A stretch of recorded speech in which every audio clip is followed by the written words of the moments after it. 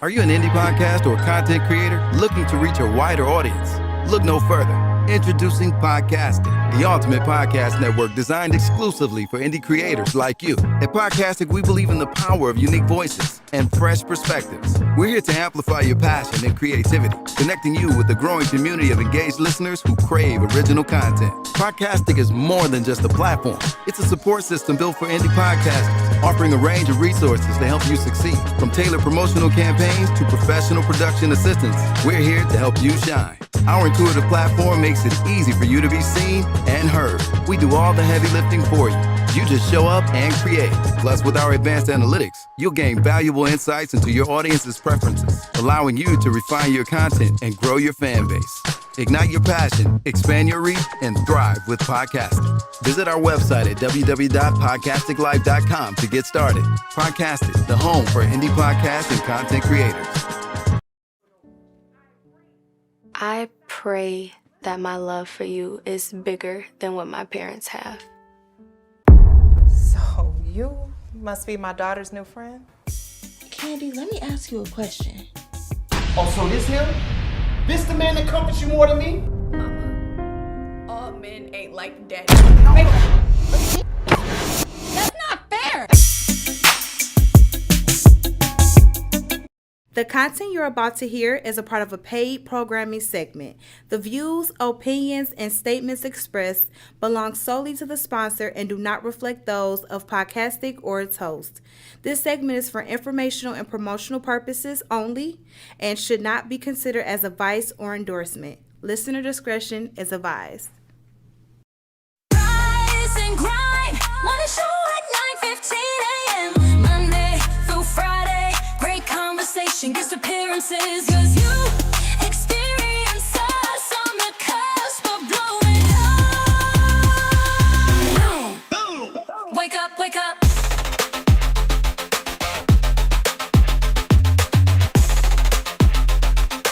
Rise and grind, morning show. Boom! Shut up, shut up. Welcome to the Rise and Grind Morning Show, y'all. We do this every Monday through Friday, 9:15 to 11:15, or whenever we get started, or wherever we end. That's what we're going to do. I got my crowd outside applauding for me. Thank you, thank you, thank you. I'm like, who? Shut your head up. That's why nobody like you, Lake. We just talked about that, including this guy. Yeah, he don't like nobody. He looked like he don't like anybody. He's an upstanding actor. He's a high valued actor. He's much nicer on Facebook. Really? Hey, y'all, the beautiful voice. I can't say nothing bad about her at all. She walks in the room. She brings brightness. She strives and perfect. She takes great pictures, but due to the fact that she's not here, ladies and gentlemen, Lake Butler is here. Lake Butler. Lake Butler. Yay! It's me, oh Lord, standing in the need of prayer. Anyway, so what the hell is that? That's you. Everybody, turn your radio down. Turn your radio down. I'm just going. Okay, who is it? Who is it? Who was it? It was Miles. It was Jay. Okay. Good morning, everyone. Good morning. Thank you guys so much for coming on a Tuesday, and it's April Fool's. So we have an April Fool today, yeah, the show and that is the guy in the yellow sweater. If you thought it was yellow, yes, it's yellow and it's bright. And guess what, y'all? If you didn't know, mine is in the car. Your yellow sweater. Yeah, April Fool's on me. It's going on like 12 weeks. I make sure I bought your shirt in here today. Yeah, I use April Fool's. But I use it as a rag, so I can get you one. Another rag? A what? Damn. You nasty. That's why he be here so early in the morning. So, anyway, listen, my gas station chronicle is real simple, real easy. Go to Dearborn and get your gas. It's cheaper. No, go to BJ's. Hey, that's where you work at, huh? So, listen. No, too soon? Yeah. Okay, sorry. Too much. Maybe not enough, because I'm having a hard time paying this car note. I'm just saying sorry. Anyway, Jay, What we got guests in the building today. So we're gonna learn how to act. No, so Jay is very much used to me, so I can say what I want to say around Jay. Are you ladies okay with him saying what you want to say? She know me. She know me. They know. I mean, but they kind of looking like he's weird. Well, knowing him doesn't mean he's not weird. Right. Thank you, Jay. Thank you. Jay is the only person. Who asked you? Jay is the only person with a GED that understands me. Listen, so He went to Benedictine. well, whatever he been Hey, go That Ravens. explains it all. I know, right? You did too. I know, right? both y'all school gone. Every time something comes up, I tell my son how I didn't learn that in my high school. Like, have you guys? Did you learn anything? Oh, not much. Know how to be. I learned how to be a good person. How to. You flunked at that one. How to function in a room full of bullies. You know, bullied? Yeah, all the time. It sounds like she's getting bullied now. And that's what I'm saying. No, Lake is the bully. She is the podcast bully for real. I have a question. Have you guys heard about the Fitzgerald? The Fitzgerald. What you mean? What's that? It's the boat that sank in. Oh, it sank? Yeah. When? In the 70s, right? 1975. Edmund Fitzgerald. Edmund Fitzgerald. There we go. Okay, so It's 75. In 75. So this is the 50th year anniversary of the Edmund Fitzgerald. Anybody die? 29 men. Damn. And 29 men on the William Clay Ford went out to try to save them. It was November 10th. And the reason why I ask is because I said about 1 out of every 5 black people was actually educated. Damn. And I wasn't one of those. So here we are, making sure I know. What school you go to? I went to the white school. I went to a series of schools. Okay. She had problems. She got kicked out a You lot. could tell. She It is how I got a series of schools. I've been knowing you a long time too. Series. You could tell she was a fighter. Yeah, she was. She did say series. She was a stabber. Series. Yeah. She was a stabber. She went to Cody. She was a Bet she went to Cody. They saying you were. That's here. Come through. That's why they call you Stabber Cadaver. Oh, okay. Stabber Cadaver. I own that title. Okay. As long as they know. As long as you own it. Okay, no. Clock that. Clock that tea. I know that's right. Clock that coffee.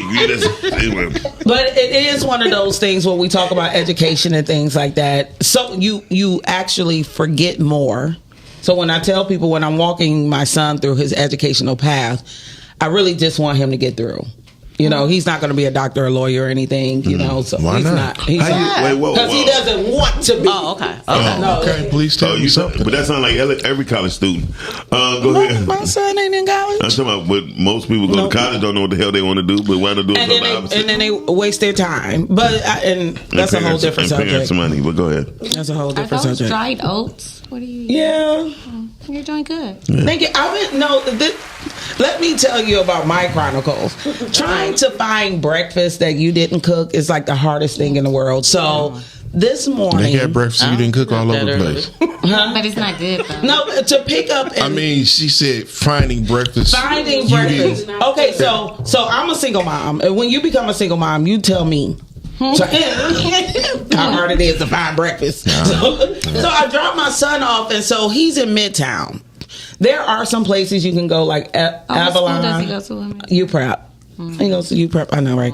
We'll talk about that offline. Okay. But so I'm riding down Woodward, and it was supposed to be a Filipino bakery, but they're never open. The vegan place, shout out to Q. I know she's not open. So I see Yum Village. And they say they're open, and I'm like, they have to have at least a jollof rice breakfast, something. Or the food is pretty good there. the food is pretty good if you come after 11 because They're open till 11. They're open now, One that don't get selling cold room temperature coffee. Yum Village, and I got a $10 You didn't stop at coffee. Whole Foods. Great idea.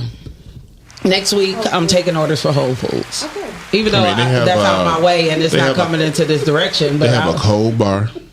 Okay. They do. Yeah. They got a cold bar. No, because I'll be looking for something. It is a journey if you want to eat healthy. And I'm not going to go into the food speech. Everybody's on one, so everybody want to tell you what you should and should not eat. Impossible to eat healthy. It's impossible to eat healthy. That's not true. That's not true. Anything anybody else hands other than yours been on ain't healthy. Oh, well, that's for the ladies. Y'all are all in unhealthy marriages. Listen, Oh my God! Who says that out loud? because somebody hands been on that. And That's what I'm saying. Too soon. Dun, dun, dun. Okay, good. Shoot, everything tainted. Shout out to Brittany. I'm gonna just eat my oats. I'm gonna soak mine. What kind of oats are those? I'm gonna soak mine in soil. So, Brittany Chanel said, "Hey, y'all, good morning, y'all." Multi-meal oats. Multi-meal oats. Calvin Dill said, "Morning, folks." Good morning. And in case y'all don't know these beautiful people here, I'll introduce yourselves right quick. So let's start with Pinky. Pinky, sit your ass up, please, so we can hear your voice. Miss Pink Toes. Damn. Is that loud enough for you? You got pink toes? Sit her behind us. Is that what that means? Because I never knew what that meant. Yeah, pink toes. Well, Pink toes? it's because when I first got off into all of this entertainment stuff, my good luck charm were my pink shoes and my electric pink toenail polish. So some man in the front row kept calling me Pinky Toes. Miss Pink Toes, and it just stuck. Why was your I toes never out knew on it was stage? pink toes. Because She got pretty feet. yeah. Okay, that's Have one you ever seen her explanation. feet? They used to call Jay crusty toes. And why were you on stage with your crusty? No, it was Officer Krusty Toes. I've never Officer had crusty Krusty toes. Never had crusty toes. Officer Krusty? They say Jay toes like. They say Jay toes. Now, if you want to talk about ashy hands, Oh my God. I still got ashy okay. hands. Yeah. Ashy hands is a sign of a clean person. Oh, okay. What are you? You right, yeah, the catch like you like ashy hands the sign of a man with a. No, I used to work food service for almost 2 decades, and it's a sign of somebody who continuously wash their hands. And you should not be lotioning your hands if you deal with people's food. So if your hands are ashy, then that means you're taking good care of your hygiene while you're serving food. Yeah, I don't touch other people's food, but I touch mine though. It's possible. I ain't healthy all yesterday into the middle of the day. I was doing so good. So Okay, so Terrence said just boil some eggs and pop your vitamins With water. So then I'm gonna be farty. Thanks. Yeah. I'll be eggs don't do me good. she was going to Don't eat the yolk. Yuck. Oh, I get the yolk now. Anyway, Like who look wants like an yolk. egg? Look at Pinky's face. She like. So and you are a bad advice man. yes, Who, me? yeah. Yeah, talk about don't eat the yolk. Oh. You got to eat the yolk. You got to get all in that yolk. That's Anyway, hello? yeah, The crazy. creamy yolk. talking about That creamy yolk. Yeah, Creamy yolk. Oh my God. I'm gonna weigh 10 pounds because by the time y'all get through with all of this, I'm gonna weigh about 10 pounds because I ain't eat nothing else. That's nasty. Y'all nasty individuals. Shout out to everybody who's married. Amen. Can they introduce themselves? I'm about to. Can I do my introduction of one of my favorite people in the world? I thought I was one of your favorite people in the world. That's what you get for thinking. Listen, let's introduce to a sanctified woman. You see her in the movie Untamed, And you done seen her in Landlord, and you done seen her in Chocolate Kiss, and you done seen her in Chocolate Kiss 2, and you done seen her on stage. and don't forget Widow's Fire. And can't forget Widow's Fire. She was a whore in Widow's Fire. No, she wasn't. She was on fire. No. She was a whore. I was a widow that was experiencing certain desires that were unfulfilled. That's the way Christians describe. She was divorce also woman to in me. Blind Trust. Yeah, she's done. Oh, I ain't get to see Blind Trust. Oh well, you should have came. And she also directed me invited. in a play that I was in. You was in the play? Yeah. You made me. Yes. And she was the Labeled in the play. Yes, she was. That's She did Did she know her amazing. line? Good custodial. She Or was did she just make them up was as in she went character by along? week 2. She was all 3 lines. Oh, she had 3 lines. That's why. Hey, y'all. Bye, girl. Stop being that See you person. later. I love her forever. Won't he do it? I love you more, Lake. Oh, we having a lesbian moment. Listen, can she introduce herself and you not talk anymore today? Don't you have work to do? Miss Celeste Sears is in the building.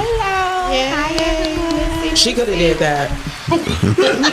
Not with my voice, because if she did, I would have walked out this motherfucker. She would have sounded like me.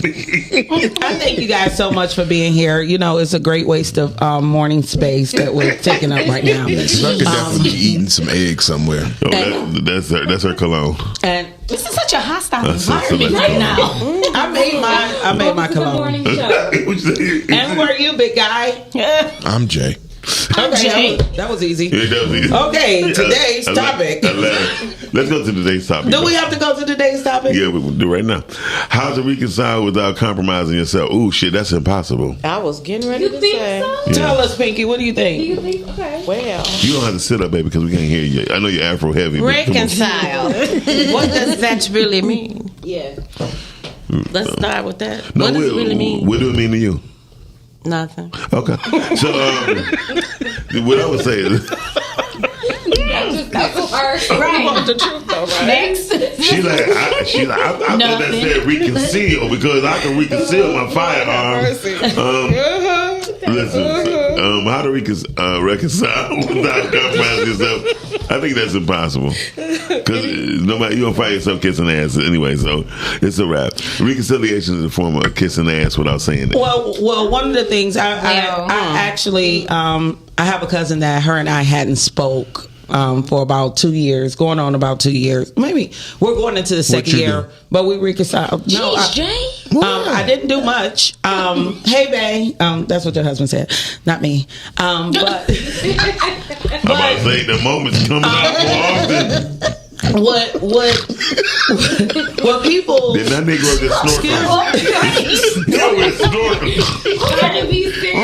There goes reconciliation. Okay, what I realized with reconciliation is a lot of times that's where the agree to disagree conversation comes from, and that's what my cousin and I had to decide. That's a grown way of saying that too. Right, because I had my points and feelings, and the whole thing was about us compromising ourselves to speak to the other one because of the strong beliefs that each one of us had about the situation. You know, so we've known each other for 40 plus years. When I know you and I know where you're coming from, you should understand. No, I don't have to understand. I understand you sometimes better than you claim to understand yourself, and you're trying to get me to believe your point of view. No, I know what I see. I know how we grew up. Yeah. And then I had to let it go because we had to let it go, but we had to talk about it. Yeah. We had to be grown enough to argue about it and talk about.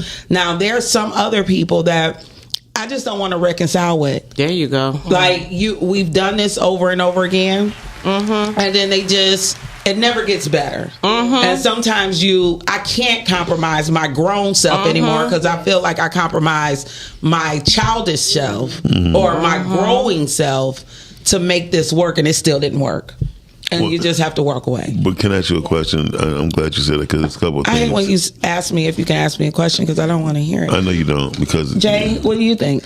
Ain't that about a bitch? Hey Jay, listen to me. Look, brother. Hey, look, bitch. Oh my God. He like I don't want to get in the middle. Hey, look. Let me cut into this nag. Listen, when it comes down to what you're saying, like I've been through it before, and compromising is not my thing. I don't agree to disagree on shit. Really? No, because what happens is this: when you fight, especially if you have a significant other or other friends, and they know the situation, and then you find yourself compromising with everybody, and then then they be like, well, when Jay did that, y'all came to a compromising situation. What's up? No, me and Jay ain't come to shit. Jay's still gonna be him. I'm gonna be me. We just disagree on that. Period.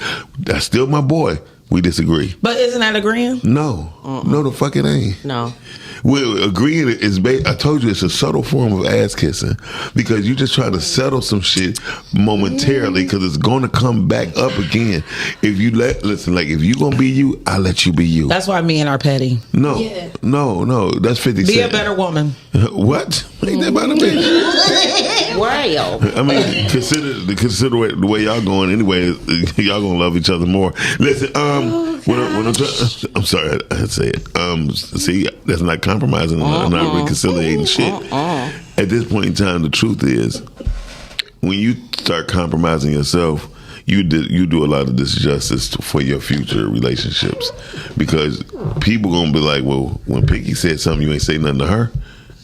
And why is that any of your business? That ought to be your next question. No, your main question is, if you be who you are, you're gonna be that way. Period. That's why certain things in life. Like Jay is a big motherfucker. If he come in this bitch skinny, you would be very surprised. That has nothing to do with reconciliation. What? You just have to throw in something. I said the wrong shit. Oh my gosh. No, Jay did. You used to be skinny. I ain't seen Jay skinny. Jay did used to be skinny. He veered That motherfucker That's was a never lesbian skinny. Yes, he Jay, How long I know was. you? Jay, you used to be You ain't skinny. know me that long. How long? Nah, you ain't know me that Jay long. used to be skinny. Jay, I know you from I wasn't never skinny, but I wasn't always fat. I ain't call you fat. There you go. I say the same And I thing. never called you fat. I never called you fat. I was a 175-pound freshman in high school. Me too. Shit. Bye, babe.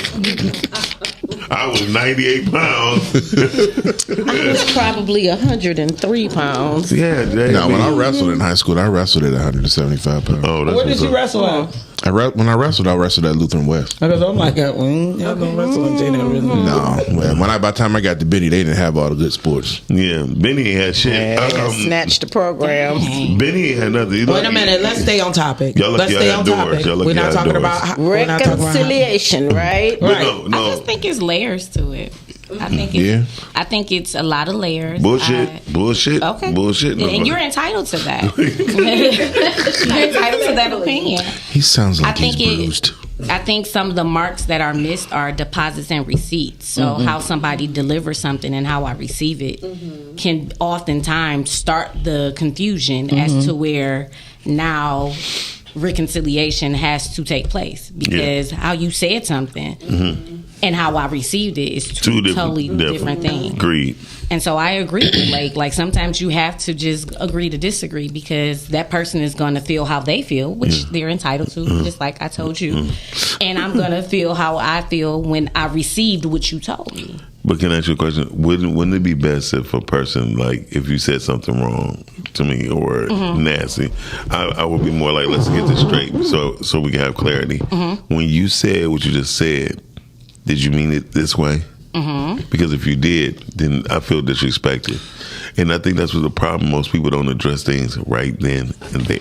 Yeah. I think sometimes we can't address it right then and there when it hits you emotionally. And this is me being a woman. I want that woman shit. And how whatever it is, you can't deny that words have power, and those powers can be daggers, they could be knives, they could be guns, they could be love. So however I perceived what you're saying, now sometimes it takes the person who's saying the words to be like, hey, I see that this is making you upset. Right. Let me reiterate what I'm saying in a different manner. Yeah. Maybe I need to use a different tone, but not the other way, because usually the person who's hurt by it is not going to say, hold up. I'm feeling some kind of way about what you're saying. Can you please reframe it? Because the other person's like, I ain't got to reframe nothing. I said what I said. And then here we go. I hate that saying. Rhea said it's tricky because an apology is worthless without changed behavior. And that's what I'm talking about. And see, sometimes when, like, me and you, Joe, we go back and forth, but we know how to talk to each other seriously. You know what I'm saying? I think that's what in anybody's relationship, the main problem always become when that person begin to change because of other shit. Like the bottom line, when I see people moving different, I don't talk to them, because I'm gonna give you some time to readjust your shit. Because you already know how I am. And anybody been around me know I have not changed not one lick since the first time you met me. I stay the same. In my situation, I specifically said neither one of us has changed. We have been who we are for the past 40 years. This was just a situation that we had to reconcile on and agree to disagree because I know my Scorpion cousin is going to look at it with fire. No, because y'all look at things with fire, and sometimes it's hard to get through. And the only thing you can say to certain people with certain type of temperament is, I hear you, I just don't disagree. I just don't agree. And that's fine. That's fine to say that. But to disagree to agree, that's some bullshit. That's pacification. But you know what? I'm going to say something here. Yes, it is. I'm going to say something here. Well, why don't you sit up so you can say it so we can hear you? Understanding is the key. When you understand something and somebody, you don't have to reconcile because you understand. You know, like you known that cousin 40 years, you understand why she like she is. And that's between her and God. Your part is to just love her anyway. But sometimes that from way, afar if you have to. Right, that part. And for a while it was from afar. But when a person has shared your soul, a part of your being, like this particular person, I will always tell people so they wouldn't compare. I don't know when I'm going to talk to my cousin, but we will talk again. You know, that is who our grandmother raised us to be. You know what I mean? But because of how she was, I had to take her back. And maybe she had to take her back because people think I'm funny and facetious, and sometimes my comedy don't come off. It's funny. Right, shit. Maybe it comes off as funny acting. You know what I mean? Does your comedy come from a place of truth? A lot of times. All right, then. There we sometimes go. that don't work. That don't work. People got a problem I say with a lot of stuff that I really want to say funny, and people think I'm playing. I meant it. I meant it. I definitely meant it. Well, if you meant it, what kind of mint was it? He had a peppermint. But you know what? In my grownness, I have found myself telling people, listen here. I am sorry that what I did and said made you feel that way.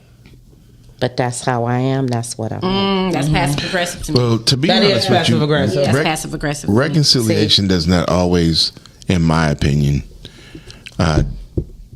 mean compromise. It means setting boundaries. You know, we can come back into a relationship and we don't even have to discuss what happened, but what we can discuss is how things are going to be from here on out. And if you don't want to abide by that, we can just not deal with one another. You know, I don't think that it makes you weak at all to reconcile because I mean sometimes, like in the case with your cousin, I mean y'all love each other, right? You know, and you probably would feel terrible if something happened and y'all had not reconciled. See, I wouldn't.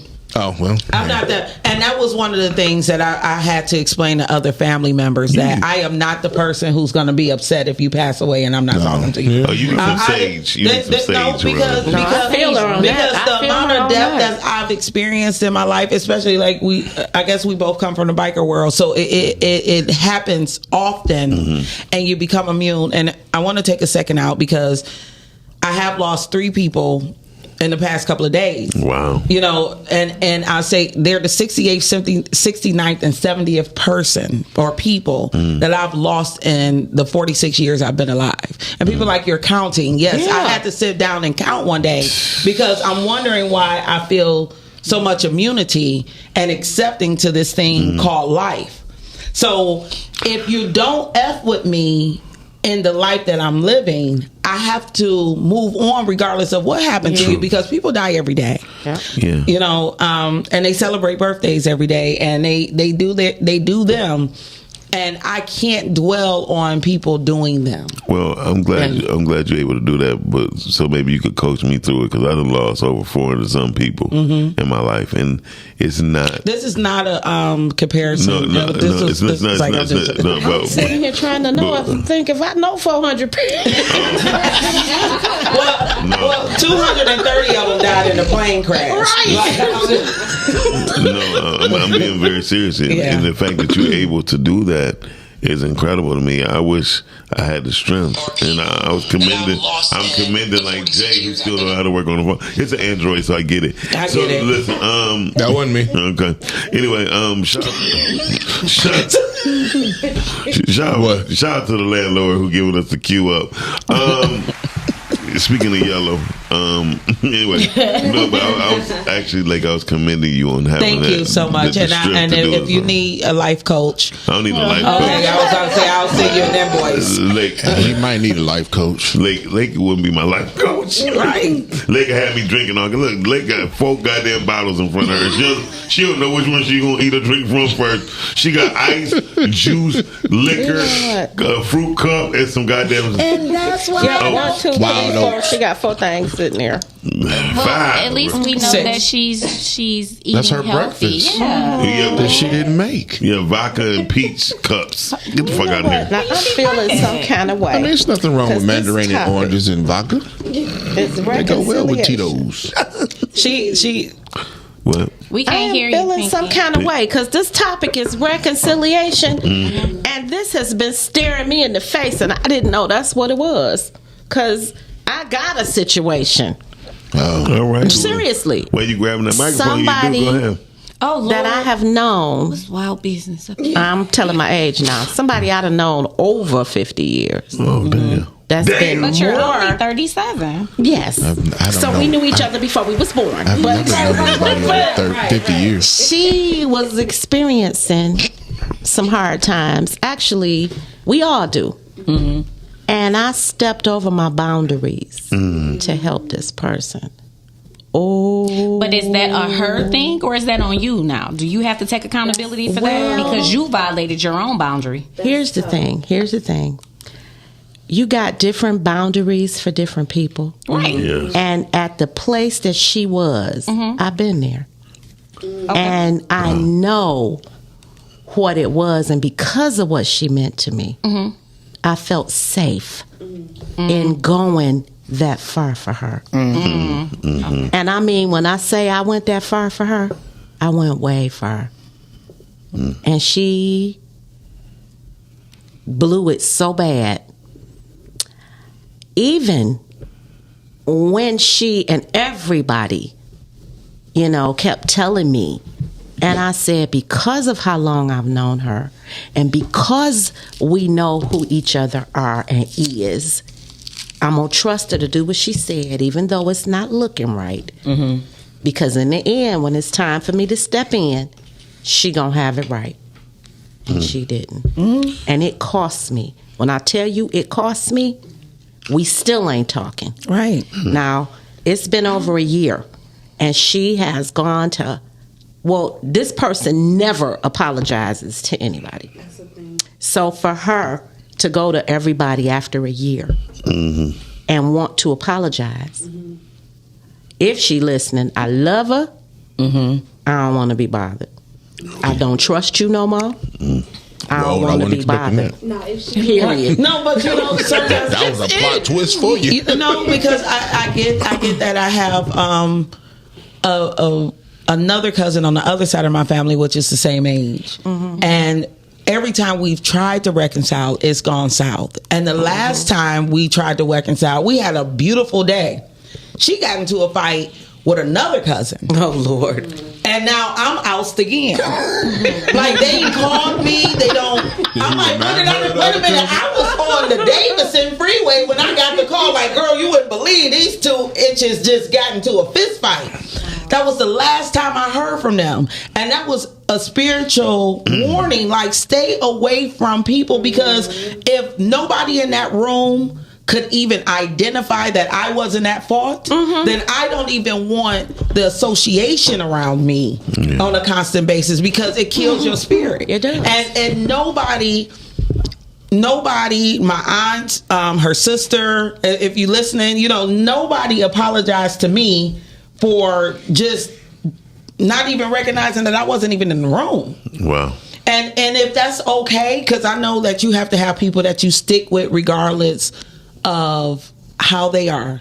You know, we all have those people that we want to stick by their side, bad, good, or indifferent. Right. Then that's okay, but don't kill my spirit. You know what I mean? And it's the same thing. Like, I'm so happy you're able to tell that person, I love you, but I don't want to F with you. You know what? I don't want to be bothered. But see, here's the thing. In my case, this particular individual, I'm gonna just say it.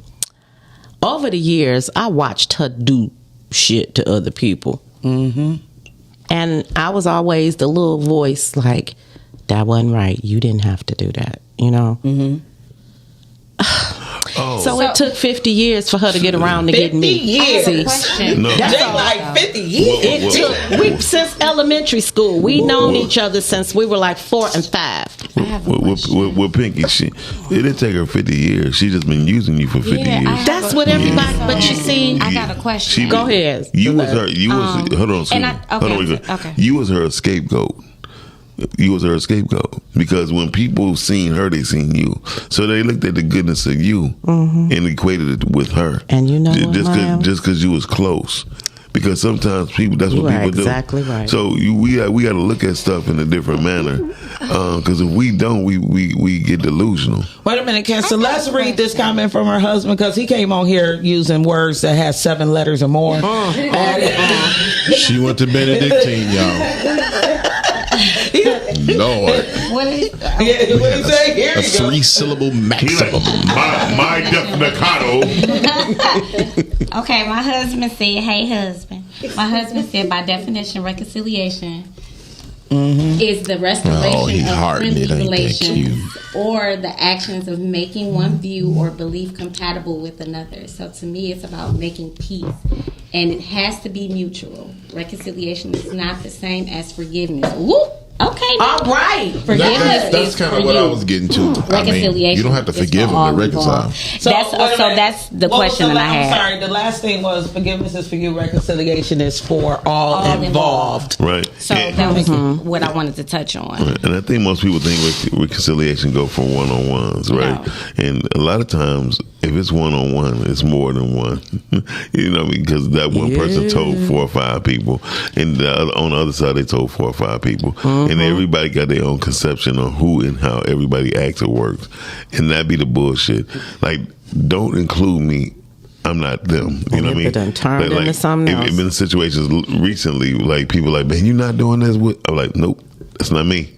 They like, oh, well, why I'm going over there? I don't know. Because that's you. Exactly. So what I've learned was sometimes people, again, their energy, they're attracted by your energy, and just because you was close to them or appeared to be close to them, they automatically get attracted to them. And then, but it's your duty to say, I'm not them. Jay-Z said in the song, he said, I'm not him, I'm different. Like, don't compare me to others. Like, this is me, this is what I do. And if you don't make that solid in the way you stand, people gonna come at you all types of ways all the time. And it's up for you to let the people know, like, nah, they ain't doing that. Like, people, somebody told me Lake said, have a nice day, Miles. I'm like, no the fuck. You gonna let Celeste say what she gonna say? Yeah, go ahead, Celeste, yes. But I was about to say, but then he keeps talking. But she got a short memory.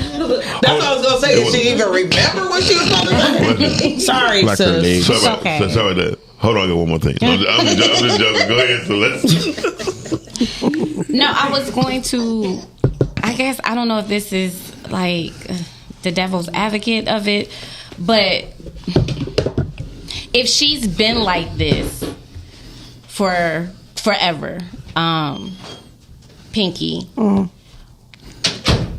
at what point, I guess within finding the peace within it all and, to reconcile with somebody, I'm thinking of the 3 fingers that's pointing back at you, at self, when you're pointing the finger at the other person. So if she's been like this and she showed you her truth, no, you can't point like that, Jay. You have to point like that. I mean, I'm pointing with one finger pointing at me. Okay, well, that's a new way of holding thyself accountable. I mean, just okay. What? But if she's shown you who she was, for years. Mm-hmm. And I get that she was in an unfortunate situation that you had similarities to, Mm-hmm. and you were familiar with, and you wanted to be there for her. But you saw red flags as you were continuing to try to be there for her. Mm-hmm. The same red flags that you have seen for years. Mm-hmm. At this point, do you now step back and hold yourself accountable and say, hey, let me place a boundary on this so I can be here for you this much, Mm-hmm. but I got to remove myself the rest of the way because I'm going to get hurt? The way it went down, I would say, first of all, when people hurt you to that magnitude, they can only hurt you if you love them and you care. Absolutely. All right? Yeah. So this was a person that I loved so close, like a sister. And we used to go round and round about things that she did. We never agreed on a lot of things. Okay. And I was the one. Hey, you didn't have to do that. So you were her voice of reason. Yes, since we were little children, 5 and 6. And I was probably the only person she told bare truths to because she couldn't hide it from me. But at the same time, things that she was out here doing, she didn't let me see because she knew I wouldn't ride with that. Because I was always one of the only ones that be like, no, that ain't right. I don't agree and I'm not doing it and all.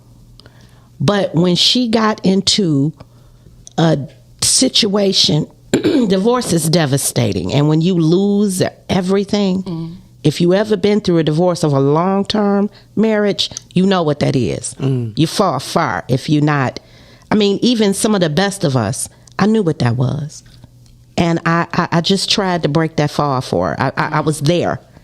And the things that went on, I feel like you violated everything that we had all the way back to 4 and 5 years old. And I gave her more than a chance to come and talk. I kept begging this individual, talk to me. What's going on? And when she fell off wrong, I cut it. So like I said, I love her. I wish her well. I hope she find what she looking for. I'm done. I have a question for you. Do you think she really devalued 50 years of friendship, or did she devalue that moment? That's a good question. That is a very That is good a question. great question. I mean, the reason That's I a say that good is question. because, I mean, we all have a past. We all have a history with other people. And we had some good times. You might have some bad times, but you get to a point where the relationship has come to an end. It's, expired. That doesn't mean you didn't have a good times. You know what I'm saying? And I mean, don't get me wrong. I understand you're hurt. Yeah. And your reasoning for not wanting to reconcile, but don't look at the past as like you wasted 50 years of friendship, because you didn't. You know what? I'm going to tell you something. Some of the nice of you, best times that we had go back to our childhood. And in every instance, when I look back on some things, she was there. Because that's how we, Okay. And our kids are cousins, right? And the way I look at it, I don't trust you no more. Right. Oh, I can totally understand that. And I think the question that he asked is how I feel with the two spectrums of my two cousins on each side. One of them, yes, every time I looked up in life, you were there. The other one, there's moments through life you were there. But I feel like one actually values the past 40 plus years of the relationship, and the other one discounts the fact that we were together for 40 plus years. Like, and when you can recognize that a person doesn't love you through the past, then it is time to walk away, because you may recognize it, but if it's not a two-way street, I'm scared of her now. Oh God, I'm scared of her because I know to go back, you'll hurt me again. Yes. And I don't trust her anymore. I can't tell you nothing because you used what I told you to get in, and hurt me worse. Rhea asked, "Why are you sitting like that? Is the cord too short?" I mean, because that lean is mean. This person she what I told She ain't paying attention. She don't realize talking to her. This person used what I told her. She got that I said what I said. Yeah, Keep this here, cat. Yes. Let me tell you what I'm really saying. I ain't fucking with her no more. Let me tell you something, player. Let me tell you something, player. You hurt me once, you hurt me twice. But you know what? You're doing this again. You know I used to stick them back in high school. It's crazy because, like I said, I can't tell her nothing now. I don't trust her. There is no conversations we can have. I think when trust is lost with anything, and if everybody on this panel are parents, or even if you're not, but one of the things that I think I tell my son continuously, I will always stand by you if you're honest with me. Exactly. As long as it's nothing that we can't get through if you're honest with me.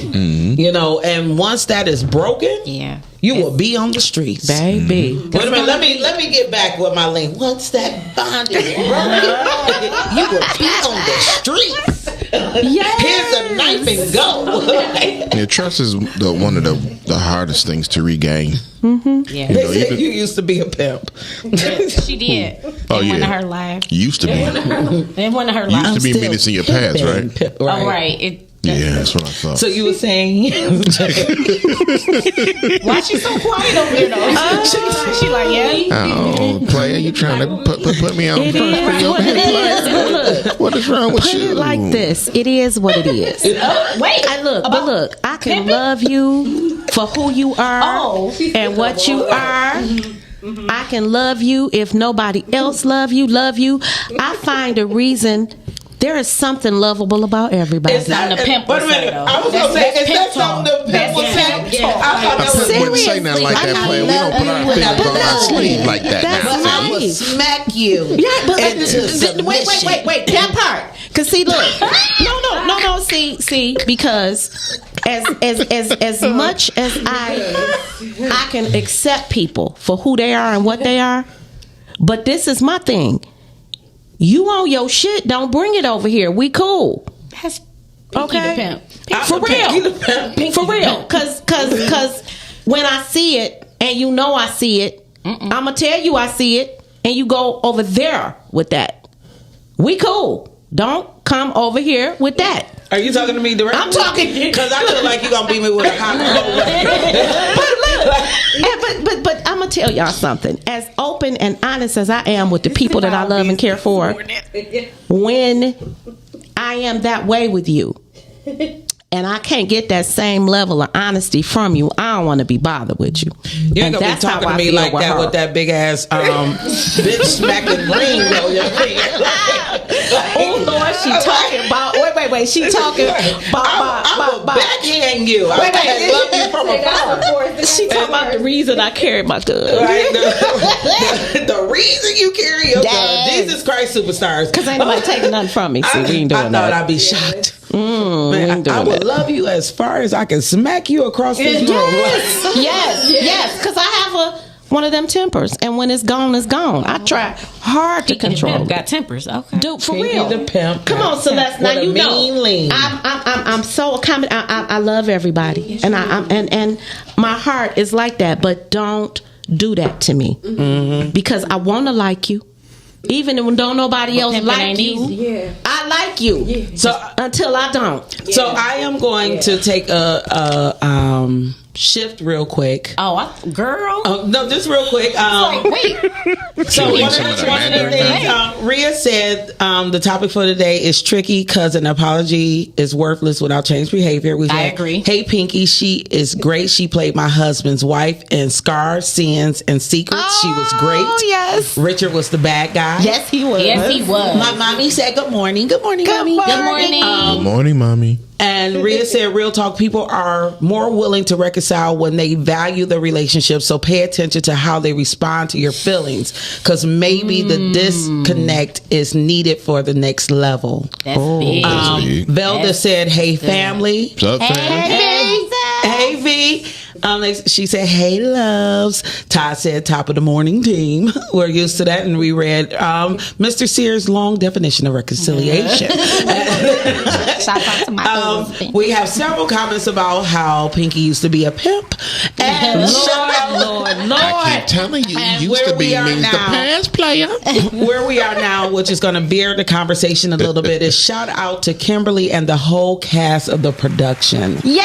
So that is from Mr. Richard Heath. And now that we are talking about... Okay. Oh, the damn place is called Reconciliation. She said the damn place. Wait a minute, where you been? Under a rock, apparently. I thought that's why we was here. I thought the fact that the play was called Reconciliation was the reason we was invited in the first place. And I don't have a filter. Didn't even know what the play was. Which is why I can't be in the play, because I don't know how to act.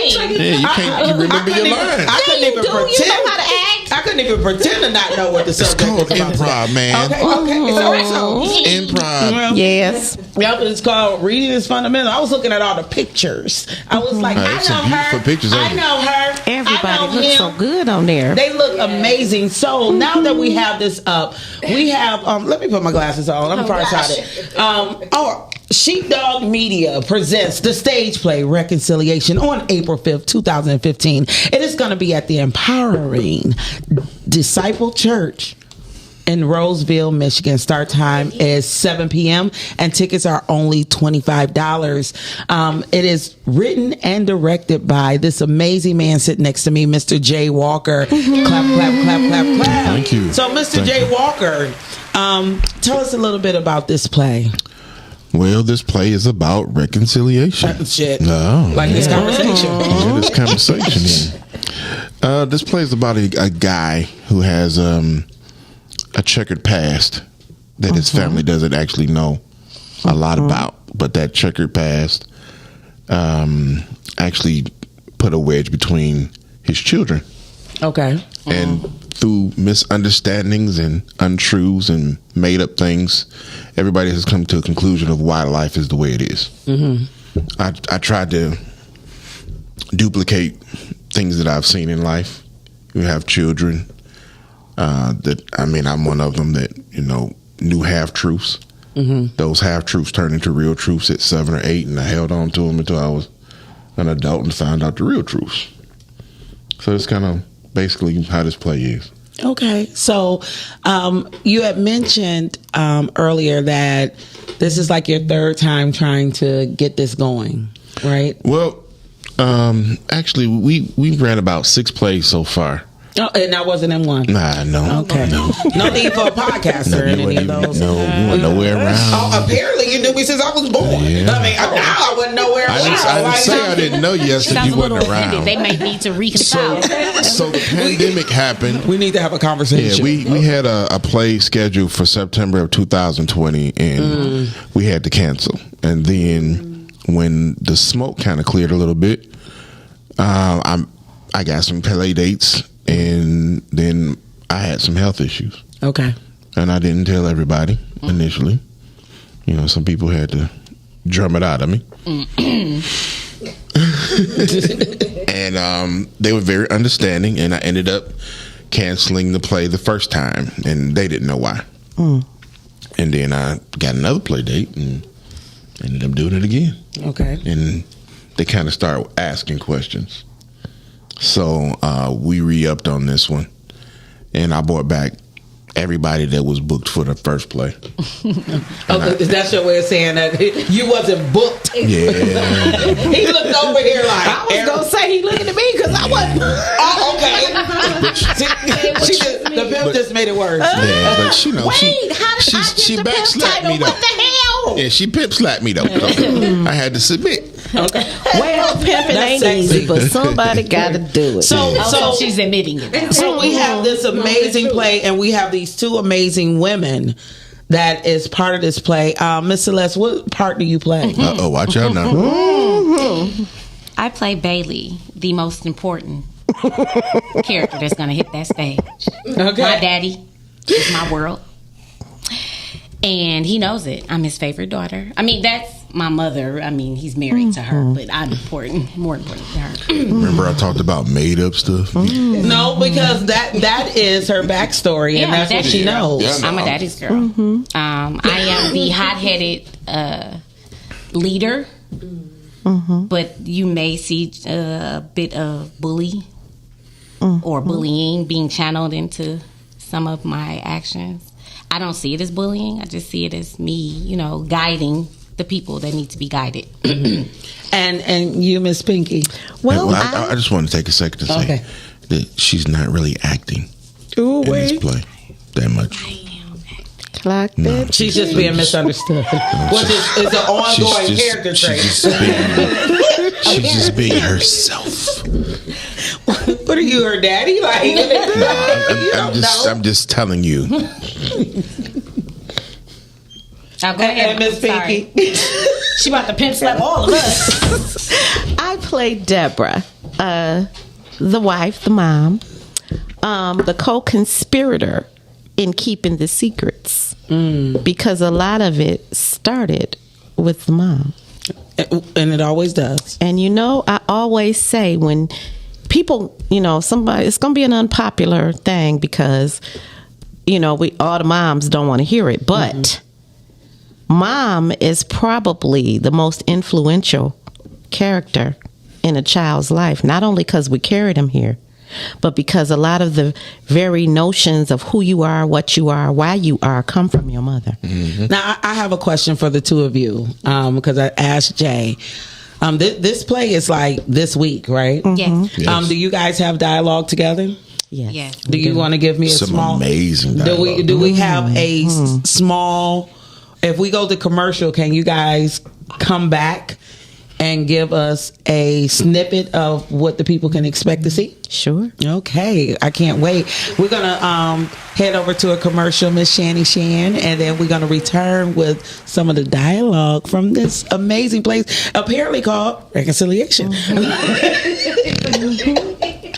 Oh, ain't that about a bitch? All right.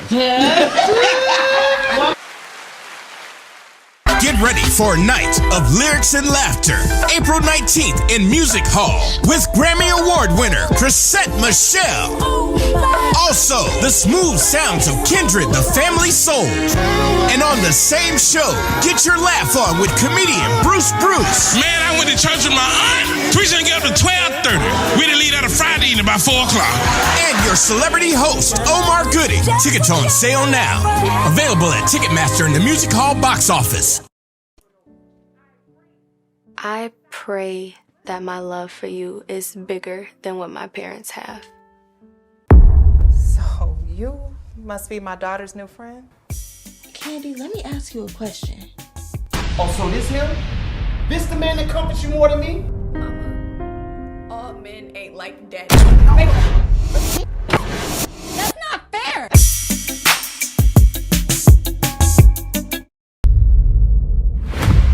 So I'm gonna be like Queen Latifah and these bitches set it off.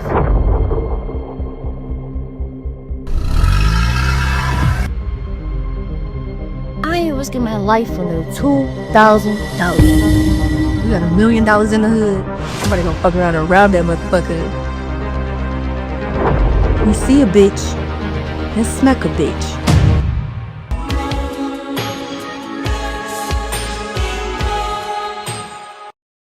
Hey, real quick, I know you guys are enjoying the show. Yes, we are always having a good time on the Rise and Grind show. But please, do me a favor. Go to YouTube, type in Rise and Grind Morning Show. Hit that like button, subscribe, and turn on your notifications. Therefore, you can always be in tune with our live content and interact with us, be in the comments, and we can keep bringing dope, hot content to you. Now, we're going right back to the show. Thank you, Brittany. It's your show. I just work for you. Go ahead. I'm sorry. I was just saying thank you, Brittany, for that introduction back to the show. Shout out to Brittany Chanel and her amazing movie. That if you see a bitch, Smack a bitch. So when we talk about amazing acting, we are back talking about the wonderful play written by Jay Walker, Reconciliation, that is going to be this April 5th. Which is Saturday. This April. Not another April 5th. Yeah, not next April 5th. Last April 5th. Well, it was supposed to be, but now we're probably here 4 days from now. So we're going to let these amazing actresses give us a little piece of the pie. Ma, I know more than enough about my big sister to know that she always wants something. And that's the only reason she conveniently popped up all of a sudden. Bailey, sweetheart, I'm going to tell you to pull yourself in a little bit because you don't know everything. Ma! Now, your dad and I are going to have a conversation with all of you girls. For what? And let you know what you don't know. Because you new to the party, sweetheart. New? Dad and I started this music. You still mad? Very. Well, you still my baby, sugar. I still love you. I love you. I love you, honey. And that's why mama gonna tell you the truth. Yes. And daddy is gonna tell you the truth. I already know daddy's truth. No, honey. You got your truth. Listen to ours. Well, all right.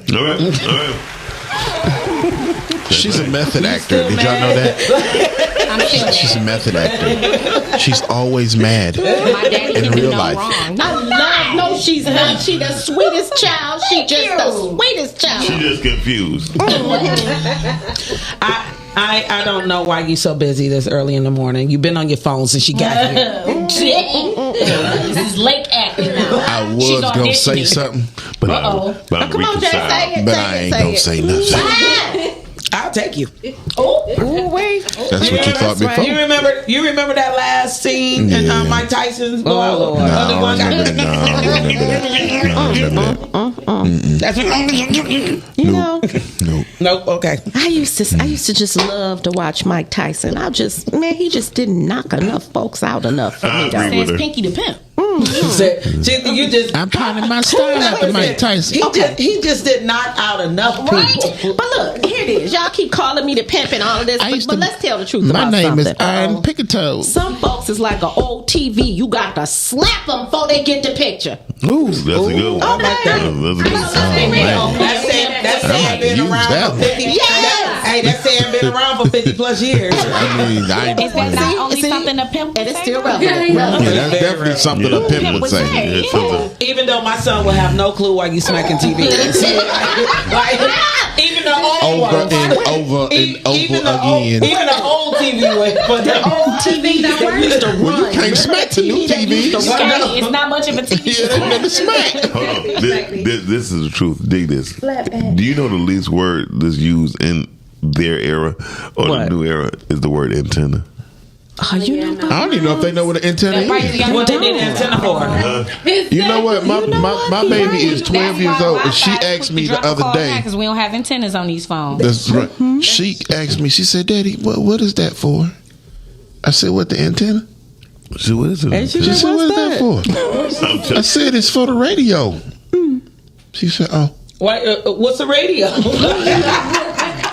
I thought that was going to be She didn't know what I mean. I'm like, you just decided to ask today at 12 years old what the antenna was. It's the least used word, and it's crazy how people. But on their iPhones, it wasn't for the antennas on their iPhone. That boy would not work. Yeah. And people don't get it. I saw something on YouTube. It was just one of the little, and it was true. And this was the scary part. They had an old Magnavox TV, right? And they put a bunch of kids under 8 and under, in the room and asked them to turn the TV on. There was no remote, and they stood there. There was the knob. 20, 30 minutes thought to go turn the knob. Just totally baffled. I have a video in my phone right now. I work at the Detroit Historical Museum, and there's the 67 uprising, and they have a rotary phone. Oh, Lord. And I have him in there, and I'm like, call me. And at some point, he has a breakdown, like, how am I supposed to do that. He kept turning. We do. He couldn't even get all. He didn't even know to turn all the way around to the clip. Right. Oh no. Right. So just after a while, because I can't even talk. Like I'm about to you pee just on myself. remember It's like, getting 6 of the numbers out and then messing up and have to start all the way back over. Because you didn't get it all the way to the My end. 9-year-old was he was Oh, you don't even know nothing about that, do you? He was amazed by a payphone. Lord. My 9-year-old Dylan was amazed. You like, they on when the he saw a street? payphone. Why they got him on the street? We just had a whole conversation about some scary stuff. Y'all know with the that, right? payphones. Remember when they put the payphones at the gas station, put the long cord in them, and people would sit in their cars and talk on the payphone? Oh my gosh! Yeah. What? That's how you use somebody to cheat. Shanny need a camera because she like. That's an option. That's So what what you did just that. pull up and No, for real, just the talk. right. Well, you know, After the page. no, you had a pager, and that's like, you know, if you was Oh. out and somebody But you didn't paged have to you, get out you your pull car up to the to go gas into the station booth. and just pull up to the booth and pull the phone off and dial it and roll your window And back that's up. why her You just- generation doesn't like reconciliation. Yeah. Either it's going to You be need to immediate reconcile or with not. your past. It's either. So I have a couple of people. Shout out to Brittany Chanel. They said Calvin said it was a very dope scene that you guys performed for us. Oh, thank you. Jonathan C. Williams said nice preview. Rhea wants to know, how do we get tickets again? I'm going to try to make it, but if I can't, I'll share the information. Thank you so much, writer, director. Right? Who Well, you texting? I'm not texting. I'm pulling the information from you. Answer her. This is I'm a about to- verbal conversation. yeah, I'm about to pull it up late so that checking I out. can tell her. Texting. I just want to be somebody's wife. Damn, late. I'm practicing. You have to be 'Cause somebody's what- wife. You gotta keep secrets, because wives will be holding them secrets. I'll keep secrets. Like who you texting? This is I our don't think bad you wife, talk like that. because To, I hate you don't supposed to talk secrets. like that to your hubby. Okay, well then I'm gonna So she come can take go some acting to classes. reconciliation dot. Hey, damn it, boy! I tell you, You wrote the motherfucker. I didn't write that And he stole part. it. Reconciliation dot brownpeppertickets.com. Are you gonna spell that for the people? They can spell check reconciliation. Reconciliation. It's too many syllables for me. Reconciliation.brownbag. No, brown tickets. Let me see this. Yeah. Let me read it for you. Can you type it up Okay. there on the screen for those who skipped those remedial classes? Reconciliation.brownpapertickets.com. Or you can purchase tickets. Y'all owe one. You can purchase tickets there at Yeah, the you box can purchase office tickets at the door. at 18250 Church Street, Roseville, Michigan. Reconciliation is spelled RECONCILA. Nope. And you got to let be talking about folks. See, we got talking when I'm talking. Oh, now you know how it feels. Well, I didn't get past the 7th or the 8th letter. Right. You know what I'm saying? I had to hang up the phone You know and what you pick it say? back up and You say either, hey Google or Siri, spell reconciliation. okay. Hey, Siri's like, I can help you with Yeah, that. see, and they just spelled it. Oh, we in trouble. We is doomed, y'all. Know Just that, ask right? your mom, please go. A little bit. It's okay, guys. But if you want to see a play, you know, you can always DM Jay Walker and he will let you know. He'll let you know. You check And your DM? we will Yes, I checked all day. Oh, I don't. What? Black got a DM defibrillator. She just Oh Lord. More people DM me these days than actually text. really. So, Okay. Slide through them DMs. I mean, but none of them are penis pictures anymore now that I'm in a relationship. You know, that stopped. That's the politically Poor correct you. thing to say. We understand, because we know what them DM pictures be. She had to throw that out there. Not since I've been in a relationship, at least. Disclaimer. At least I'm not telling. Hold on. You have permanent pinto now, Hold on, so wait a you minute. don't need any Piggy. pics. Hey, But I did y'all hear saved the what she said? password. What? She said she giving you a disclaimer. Please scratch that from the Saying, So, See, their miles like to start. So and when we talk about starting, one of the things when we talk about starting things, honestly, I want to be starting something right here because I am so happy that you guys are going to stage, and it's one of the biggest debates that we're having on social media right now. Yes. In the acting thespian community, that people are not not trained actors because, excuse me, can the church say amen? Amen. Close the doors until I get 40,000. Y'all can't leave until I get 40,000. I have to go to the bathroom. Y'all push to do that congregation. I'm about to bust up out of here. I don't care how y'all do it. On the hill, holding hands. Hey, Ricky, you got 40 grand I can borrow? No, I ain't borrowing it. I just need y'all to ante up. Well, I'm just gonna lean back here like I've been saying. Okay, but I do want to say I'm so happy that you guys are taking it to stage. Oh, yeah. And stage is phenomenal to watch people in live action. What do you feel when you're up there? You answer them. Oh, you do more acting than I do. I started in theater, so the grit on top of the grind and the passion is very different for me. Mm-hmm. You have to show up to stage ready. Yes. There is no getting ready. You have to deliver there. If you mess up, you better keep going. Because you have an audience in front of you that you have to put on the show for.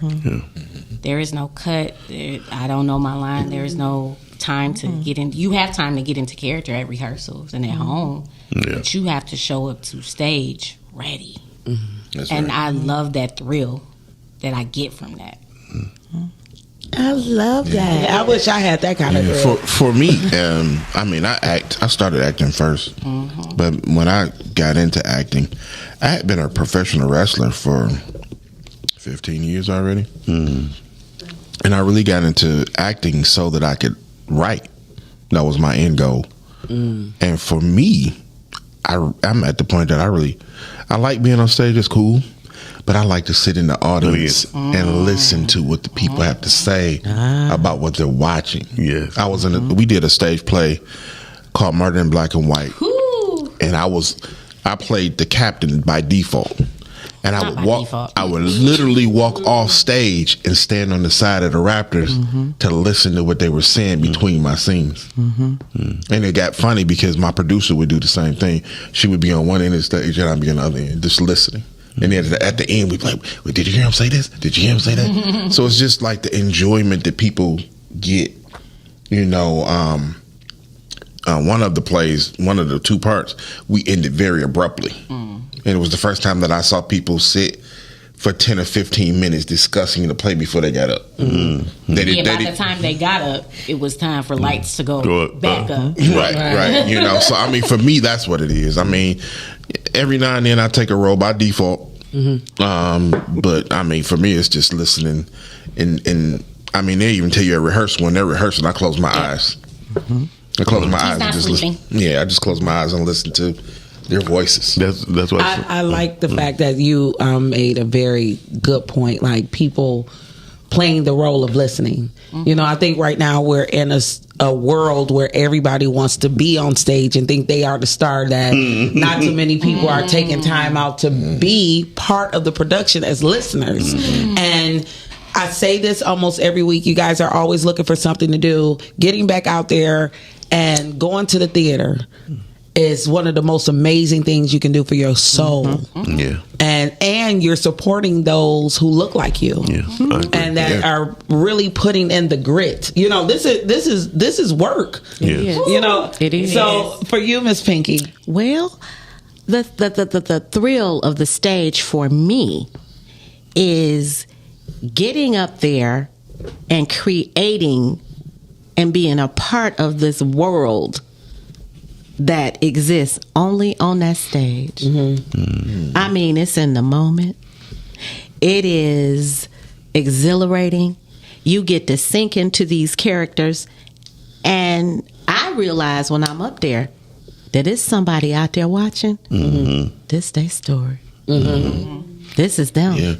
And they gonna stop you and tell you. That's right. Yeah, they gonna pull you to the side. So we were having a discussion at rehearsal a couple of times actually, and one by one different cast members started to identify with the characters in the play. It might not have been their exact character, but this happened to me or that happened to me, and then unfortunately we had to replace one of our characters.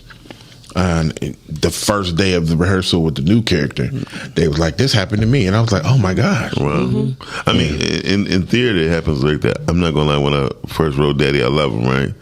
When I said the first show, people, when I say they was crying, I mean, it was one scene where all you heard was, and people just crying. I ain't talking about the movie. Shani was crying at the movie. Watching, it was crazy. It was ridiculous. But no, seriously, it's like that is ridiculous. We had like that. Shani don't even cry. I mean, to be in the audience for that stage play was on a different level. Yeah, I remember that. Yeah, it's definitely. Oh, cool. That's right. So you had people running out crying because some people just lost their father, just lost their mother to cancer. And I mean, when I say I was sitting there like, damn, and I was like, okay, this is something. You know what I mean? And I actually felt it. And for a writer to write something out of their brain, see it physically come to light. It's like having your first kid. Like you're like, wow, this shit real. I'm glad he went there with it. I thought he was gonna say something. No, shut up. I love. Rhea just said that if you really want to support, a little research is nothing. So you guys take heed to that. Like she said, if you really want to support, doing a little research is nothing. You know, is real easy to find out how to buy tickets, and like we said, you can come to the door and get your own. Jonathan Williams said that it's nothing like the immediate response from the audience. Absolutely. And that gauges your performance, and then you can adjust quickly how much he loves the stage. And we do a lot of black box. Yeah. You know what black box is? No, oh man, black box is it's kind of like Shakespearean because you're surrounded by the crowd. Yeah. You got the crowd on three sides of you, and it's very intimate. And that is usually where you get the liberty to break the fourth wall and interact. You know, we've had a lot of interaction in our plays and in the black box. Okay. You know, it's different from the stage because you're not elevated. You're sitting right there, or even some people are looking down at you. You know, so I mean, it's a whole different type of experience. I love black box because it's black box is that deal. You with black box, like your snap, your witty comebacks. You have a ball, because they be right there. Yeah, they be right there in your face. I love black boxes. Yeah, I remember. I want to be in the middle of. Celeste was in the middle of a monologue one time, and a kid was walking up the stairs, and she was in her monologue, and the kid fell. She said, "Oh, baby, is you okay?" In the middle of the right. But I had to check on the baby. She's like, somebody dropped their baby. You know, I'm laughing because that black box is real. I had an experience once. I was playing a Jezebel on stage. No. And listen. I don't even know how to spell Jezebel. For having me. I'm going home. It's in the Bible. In the middle of my monologue, I got to the point where I said, "Can you believe they threw me out of a window?" Somebody in the audience said, "Yeah, heifer." Yes, Jezebel. That let me know right there. Oh, you nailed this. Right. Black box is that deal. I love that. From in the seats. I love that. But that's how you know you're doing good, when people hate you as a character. Oh yeah. Oh yeah. You know what I mean? Rhea, thank you so much for posting the link in the comments, so you guys can scroll up if you want to buy tickets. Now I have a question with nerves, because I talk about this all the time. We've had this talk lately. Right, I'm a nervous wreck. I gotta take Ativans and tequila. You'll never get casted now. Oh, well, Lord, not by you. Like, there's a lot of people who like pill popping, drinking people. Yeah, Especially in the church. Bobby Brown's taking right So how do y'all deal with it? Do you? I don't even know if you have nerves. Oh, woohoo! I still love auditioning. Yeah. So yeah, I definitely have the jitters. I use it. The most talented people get nervous before they do anything. I use it, but you wouldn't know that. Oh Lord, that's so not. That's so disrespectful. Oh, you choke on your ice. Go ahead. I hope I do too. By the time you get to the point where you're not nervous going on stage, something's wrong. Yeah, something's wrong. Yeah, because you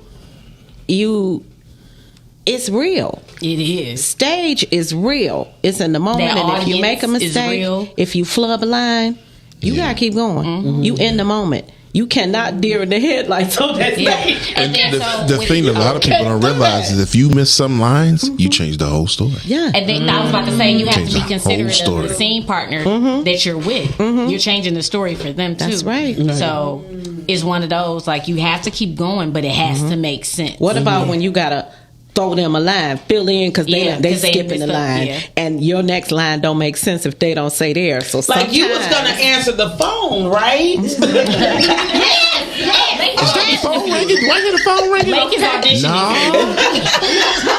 But see, those are those moments. Like when the doorbell is supposed to ring, and the person don't come to the door. Yep. So then you like, I wonder what's keeping so and so. She always so damn slow. Okay. And I so thought I heard a car pull up. Look, there have been times when so and so was on the other side of the door on the phone and then missed her cue to come to the door. These damn phones just ruin everything. Hey, but the funny thing is, it happens in rehearsl too. Yes, it does. The other Sorry, day, girl, I was in my car texting. I got the script in my hand, and I got so into the script, they was like, "Jay, It's your line. it's your line." I'm like, "Oh." Then you gotta find the line. I'm like, I'm 3 pages back because I done closed my eyes and I'm just listening. Wait a minute, Celeste. You and Ayana, we were doing our scene where Mama was explaining some stuff. I, out the corner of my eye, Jay was so into the story. He done forgot he wrote it. Yeah, he said that several times every He in there in his phone like, this is some good shit. Velda had a line. Then he goes like, ooh, I wrote that. I was about to say, Velda had a line. I said, I looked, I said, did I write that? She said, yeah. I said, damn. He looking at him like, okay, now. Well, that was gonna be my next question to you was, who else is in the play? Right. So we got Nix. We have Marcus my baby mom. Woods. Dope. We got Velda. Yeah. We got these two here. Oh, crazy. No, wait a minute. Point over the head. I don't want people to think I'm in it. Why none of them on the fly? We got all of them on the fly. We got Ayana. I don't see none of them. They don't know they That's right there. That's Velda I thought about the picture of the family. Who knew that nigga on that name? We don't know. Those was the ones that got cut. We just kept their picture. I'm standing behind the little boy with the afro. Yeah. She back there somewhere. Hey, look, that's a beautiful. Hey, look, that's a hell of a cast right there. That's a dream squad. Why you playing, man? That's a dream squad. And let me tell you something. Nix and Marcus were replacements. Yes, at the last minute. At the last minute. You got the right too. Man, let me tell you something. Talk about a blessing. A blessing. We had, unfortunately, had one of our actresses. It was involved in a car accident. Oh wow! And I called Nix out of the blue. Oh, and she was there.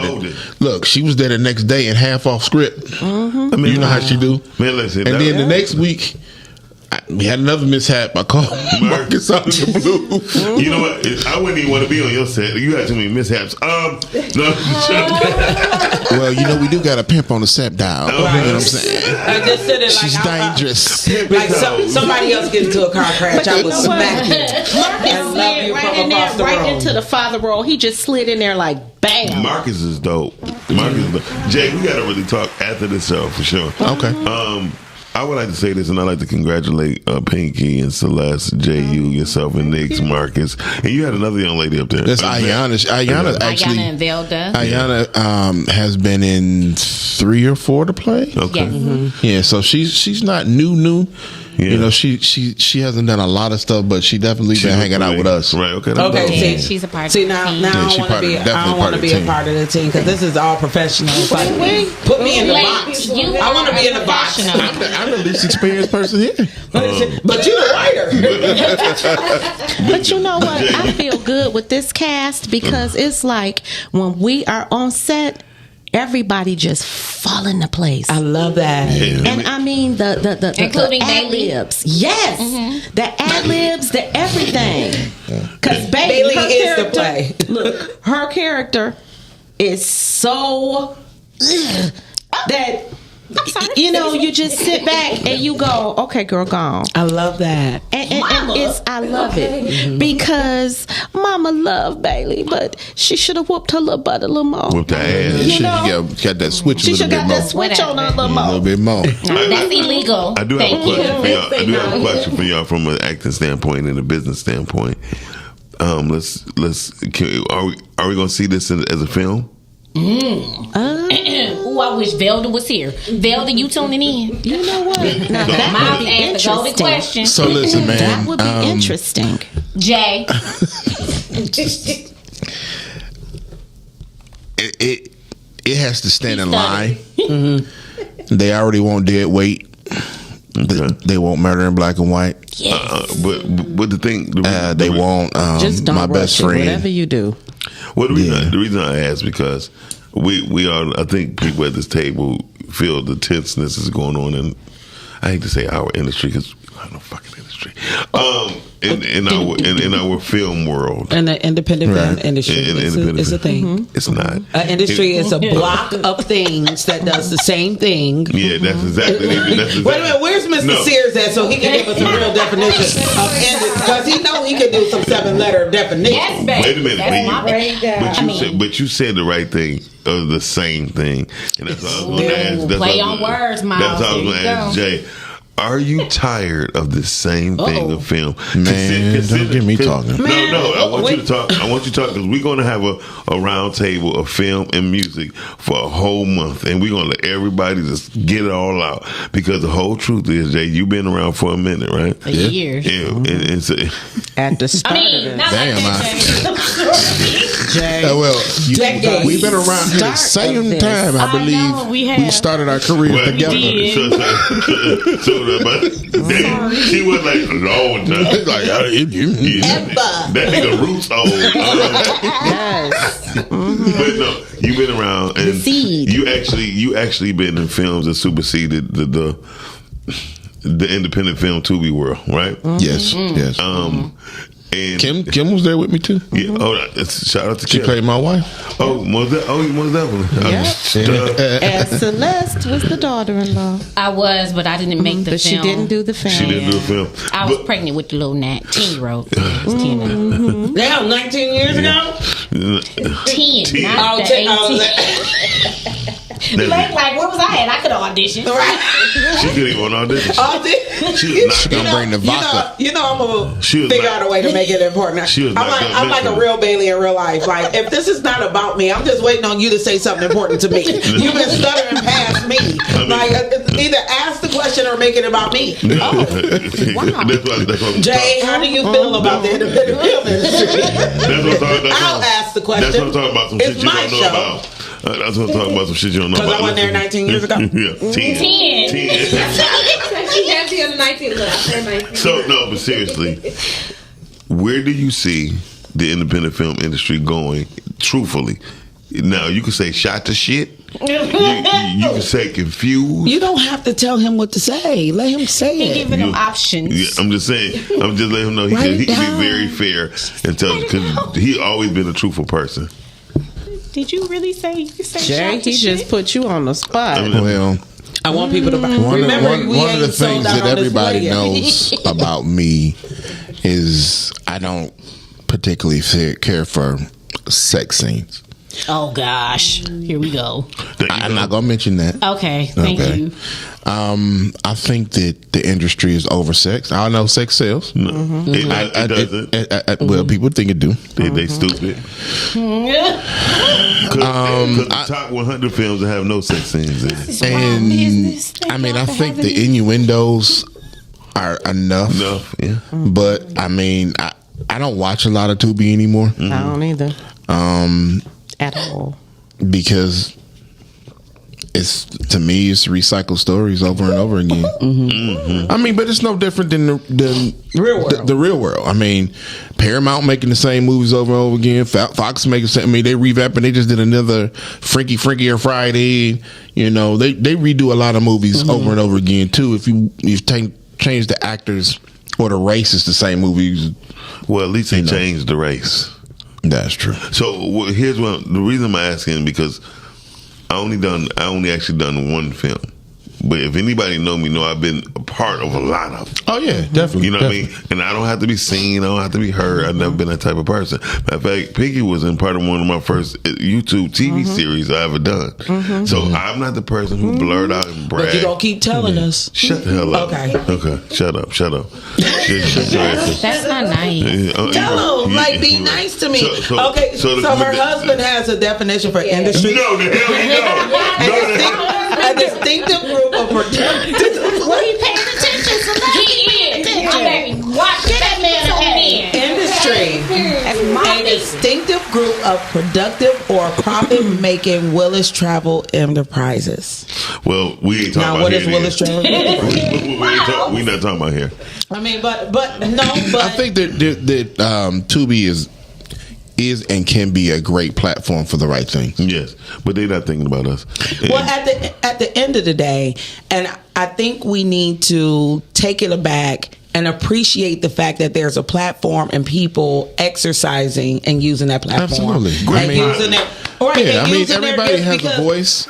I have a voice, and I ain't even wrote it down. You know what I mean? Like you have people coming up to you and be like, you should, and then you have the people that's doing. True. So we have to make sure that we give kudos to those who are doing, regardless of the content, regardless of the saturation. You know, it's our choice as viewers if we want to watch it or not, and then that will level the playing field. But I do think that staying that stage, you know, and finding that audience, is a great place to be, because we can revamp that industry. Like at one point in time, it was all we knew. We didn't have Tubies. Now nobody wants to do it, and people are looking for stage. We're not afraid to get back out. It's been 5 years. We want to be out. If I had to only do one of the two, I would always do theater. Me too. Oh, I love that. Me too. No, I am And the thing about it is, for me, I'm talking about from a writing aspect and acting aspect. I love that. I really haven't done a whole bunch of movies recently. You know, well, the one movie that you did was huge. Yeah. Well, I mean that was just a little bitty piece. Listen, a little bitty piece beats no piece. Beats no piece. Sir. Yeah, that's true. I'd be honest with you. You're the most memorable person in the movie in the beginning. You in the very beginning. That's What it. movie is it? Beverly Hills Cop. Axel Foley. Oh, okay. I didn't see it. I do want to. I did see it. I just didn't see you. You didn't see me. You did see it. No, you didn't. She didn't see me. I do want to say I appreciate what film has done for me. I'm very grateful and honored to have led 3 films and been a part of several others. But again, I started in theater. And so after my experience with films, I said it to my husband. I said it to the people in my inner circle. I can't wait to get back to theater. Right. That was my thing. I mean, we all needed this. We all needed. What we doing right now? Is it a woosah moment? Oh man, I'm trying to tell you. Yeah. I shamefully. You want to cry? No, Come on. I don't. I shamefully, the last thing that I wrote before this play was in like 2018, 2019. Oh, yeah, but congratulations. You know, some people don't even start. Yeah, so this was major for me, just actually sitting down and taking the time to actually brainstorm and outline and actually get on my computer and do it. And it took a while because I was kind of like, what? Can I still write? Right. You know, it's like, you haven't done something in so long. But I knew I owed it to them and all these people that I run into on the street that have actually been to these places.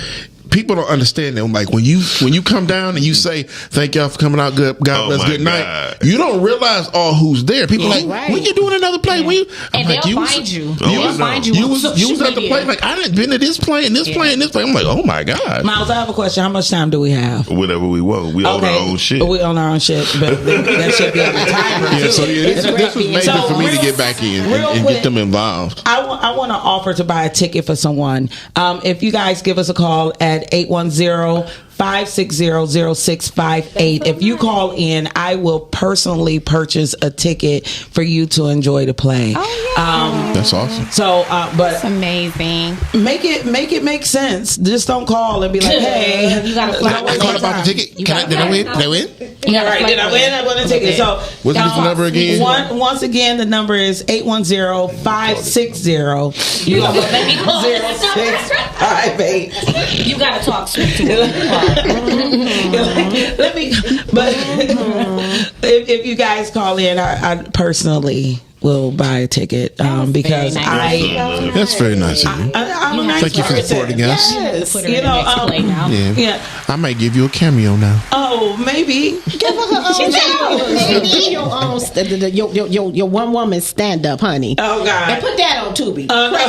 Do that. Just you know what? Oh God! Somebody took me up on my word. Watch out now. You say hi, Mom. Hi. How are you guys? Hey. Mom. See, he did what I was gonna do. Y'all talked about me. Well, it looks like we have a winner.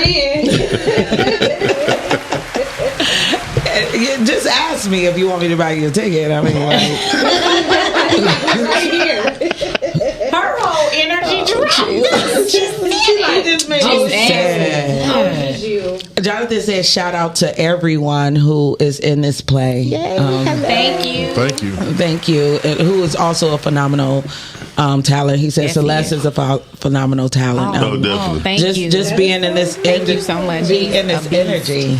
You guys are. Jonathan, did you get your ticket? Well, you should call in, Jonathan. Jonathan, like. But you know what? It's one thing about that stage. I don't care how many movies you've done or you've been doing. Mm-hmm. Sometimes you just feel out of sync if you ain't on that stage. Mm-hmm. You feel like, can I still act? Am I still an actress? Yeah, I'm on that screen. Yeah, but. Mm-hmm. It's when you get on that stage and you hear that live applause and immediate reaction. Yeah. That's a rush. Oh, wait. And you got to love it. You're going back and forth to rehearsals and all the stuff. You know, it's not just you're going to be on set for a day and it's over. That was one of the things. 6 or 8 weeks of rehearsals and stuff like that and dedication. I mean, the thing about it is some days we didn't got to rehearse and we ain't did nothing but talk. Right. And eat. So you ain't talking, eat. You know, it's crazy. I recently did vagina monologues, you know, and shout out to you for all those who did it prior to, because I've seen the videos and everything. But one of the things that we never had was a rehearsal. Really? And I was telling them that to build. Didn't you direct vagina monologue? I directed one and I was a part of 2 of them. And if she was the director, I'm sure we would have had rehearsals. It would have been mandatory. Yes. But the one of the hardest parts for me was not having that relationship with the other women, not knowing what their faces look like. Like we were just made to show up that day. Pandemic. No, it was last month. Okay. Wow. And you know, people kept telling me it wasn't a big deal. And I was like, part of the reason why I wanted to be a part of the production, not only to get on stage, but to develop relationships with like-minded people, because that too recharges you. It does. You know, and let you know that you're not in this alone. So when I got up there, I really felt, you know what I'm saying, like I had to talk myself like I was my own coach. Like you don't say the words you in this alone. You're not. Your boyfriend's out there. I'll tell you, but you learned. Some of us started off as cast members. Some of us started out as cast members, and we end up family. That's what's up. I mean, for real. That's how it is. There's not a person in that play that I don't love like a brother, sister, or a niece, and that's real talk. I want to be your niece. You're too old to be my niece. Wait, but I'm everybody's grandma. Everybody's kid grandma. Once they come to rehearsal to bring the little kids. Yeah, we know I brought our kids to the house and stuff and everything. Them kids leave. My babies when they leave. And there are 2-3 people that's not on the flyer. Mm-hmm. My 15-year-old, my 12-year-old, and my 10-year-old daughter are all in the play too. Oh, lucky them. Can I be your daughter? You're too old to be my daughter. Too old to be his daughter. I don't think so. Unless we're in a movie or a play. Then I can call you daddy. I mean, daddy, I love him. No. Daddy, I love him. I'm saying, daddy, I love him. That's a different play. That's a different movie.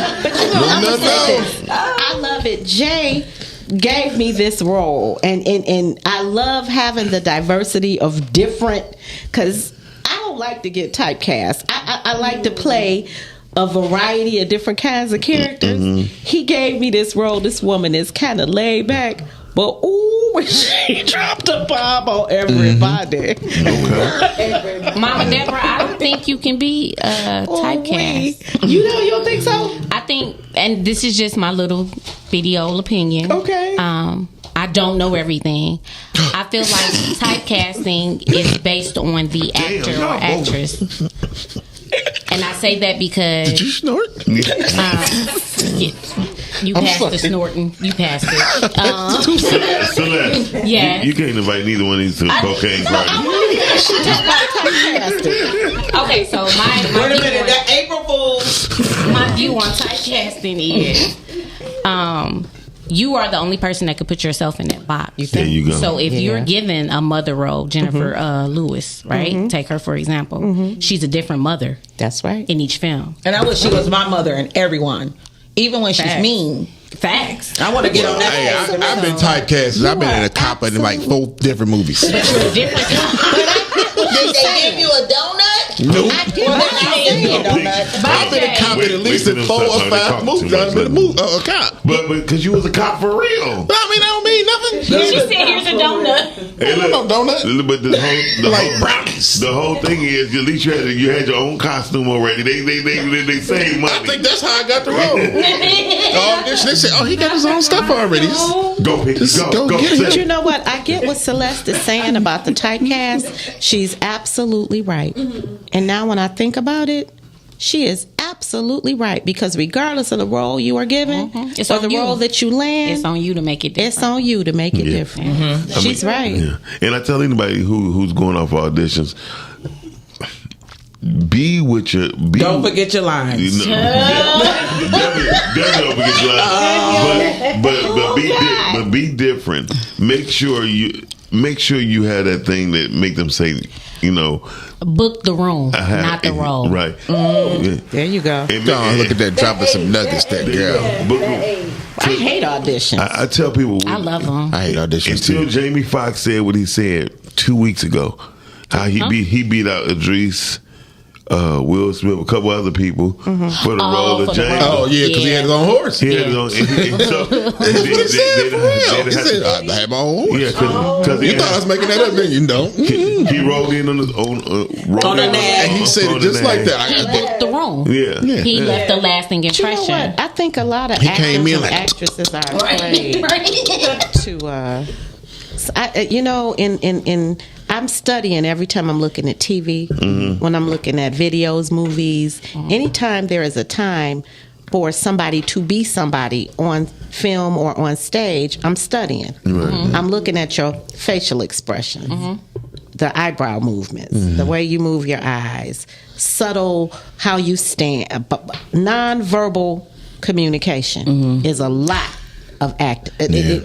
I've been a people watcher since I was a little boy. Yeah. You're a pervert. Whatever you call it, but I'll sit in the mall and just watch people walk past and Me too. like make dialogue And just do what up they in my do. head what they think they say. See, I'm not the only one. I want to give Celeste another compliment. I can't get enough. But the last movie we was in, she was in the it was a bowling alley scene, and my guy was sitting next to me, and he was like, "Who is that girl selling it with her facial expression and her eyebrows?"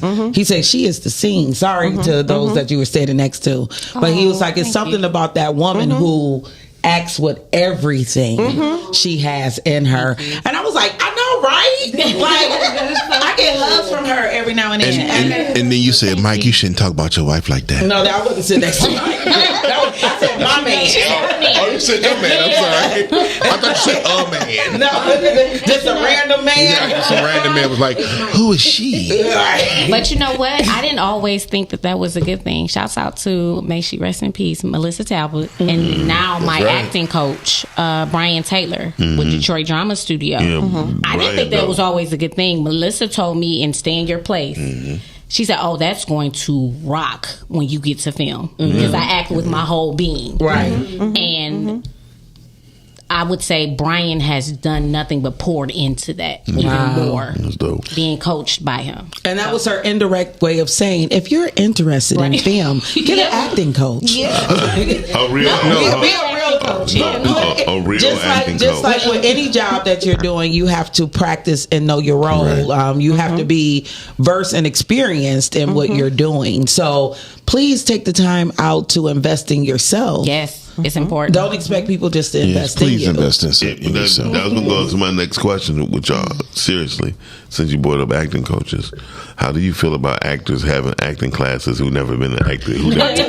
Am I being messy? I shouldn't have did that. You are messy. Okay. Yeah, I think I'm going to take But my... I want to know too. You gonna take your headphones off? I'm taking my headphones off. I got the. I will brew the tea. Who wants to answer?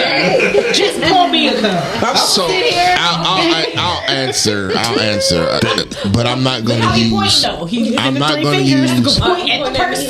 That's tea. I'm not going to use acting. I'm going to use in general. Okay.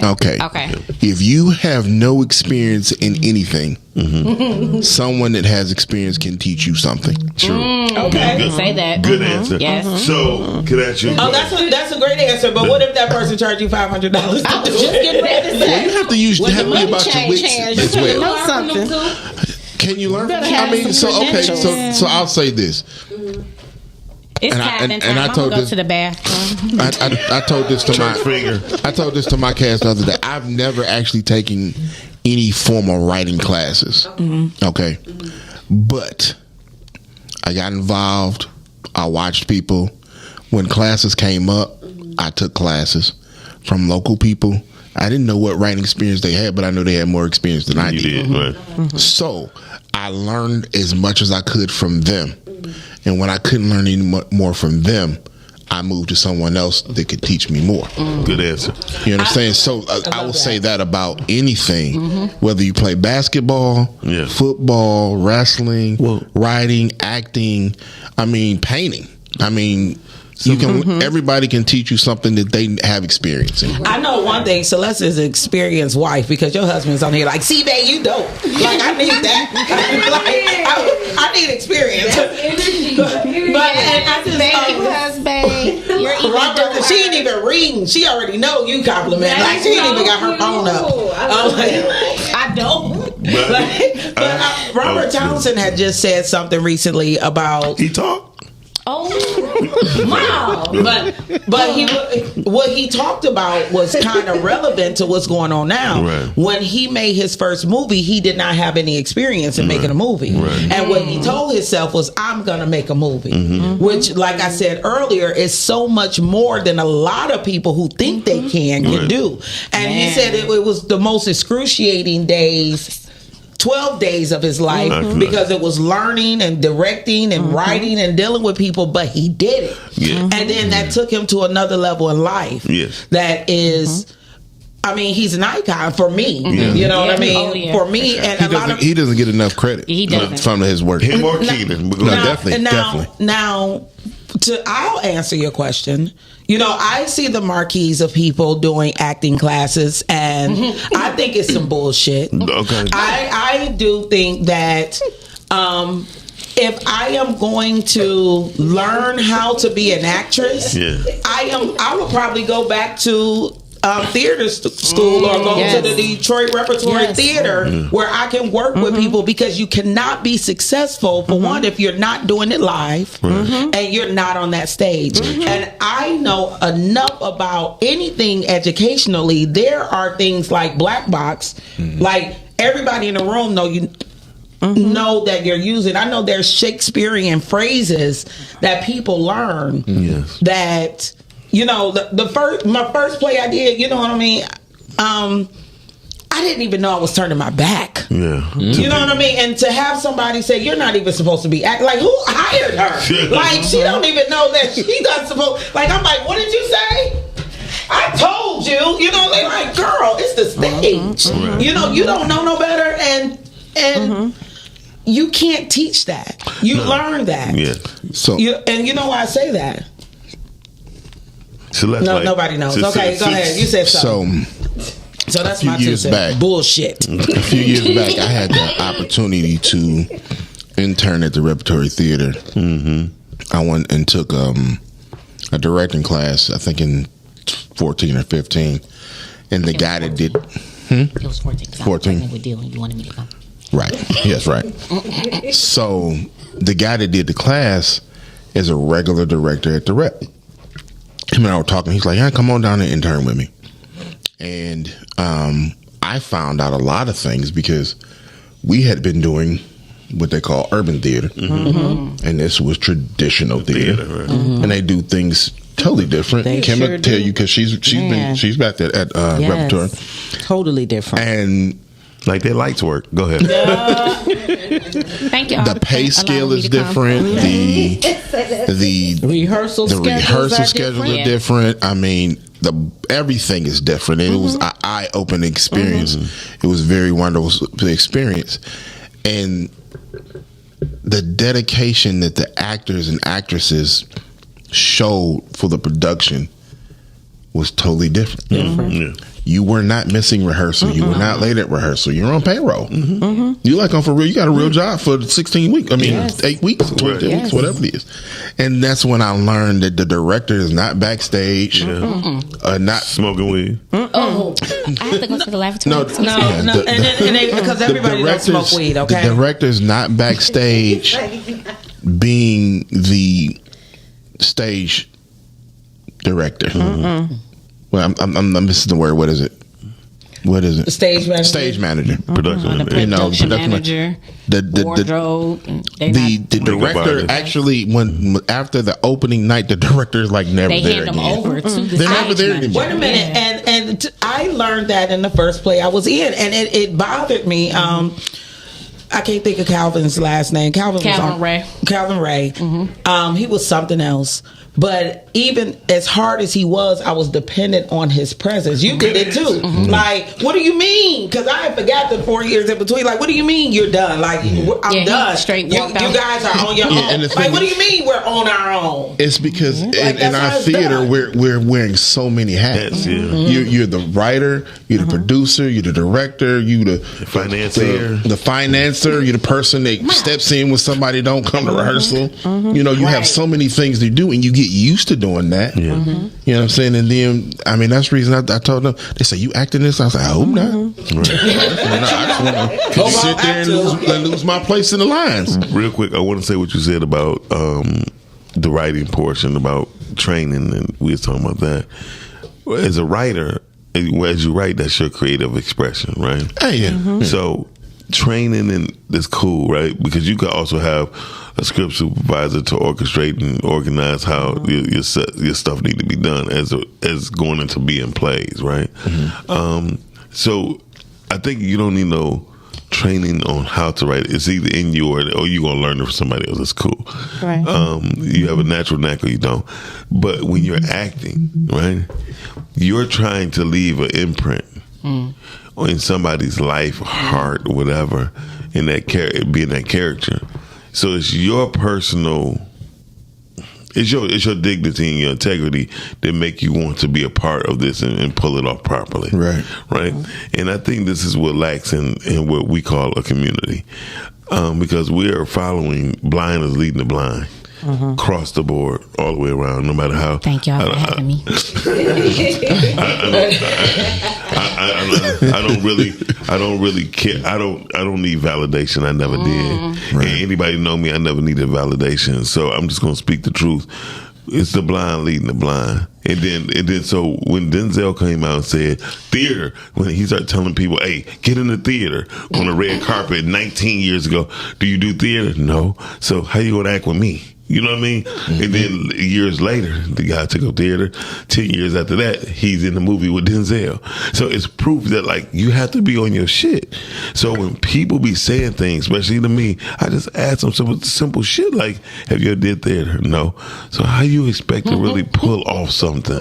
How do you know you even good enough? Now, I've been part of course, things with Melissa to where Melissa like, "Miles, they suck." And I said, "Well, they suck."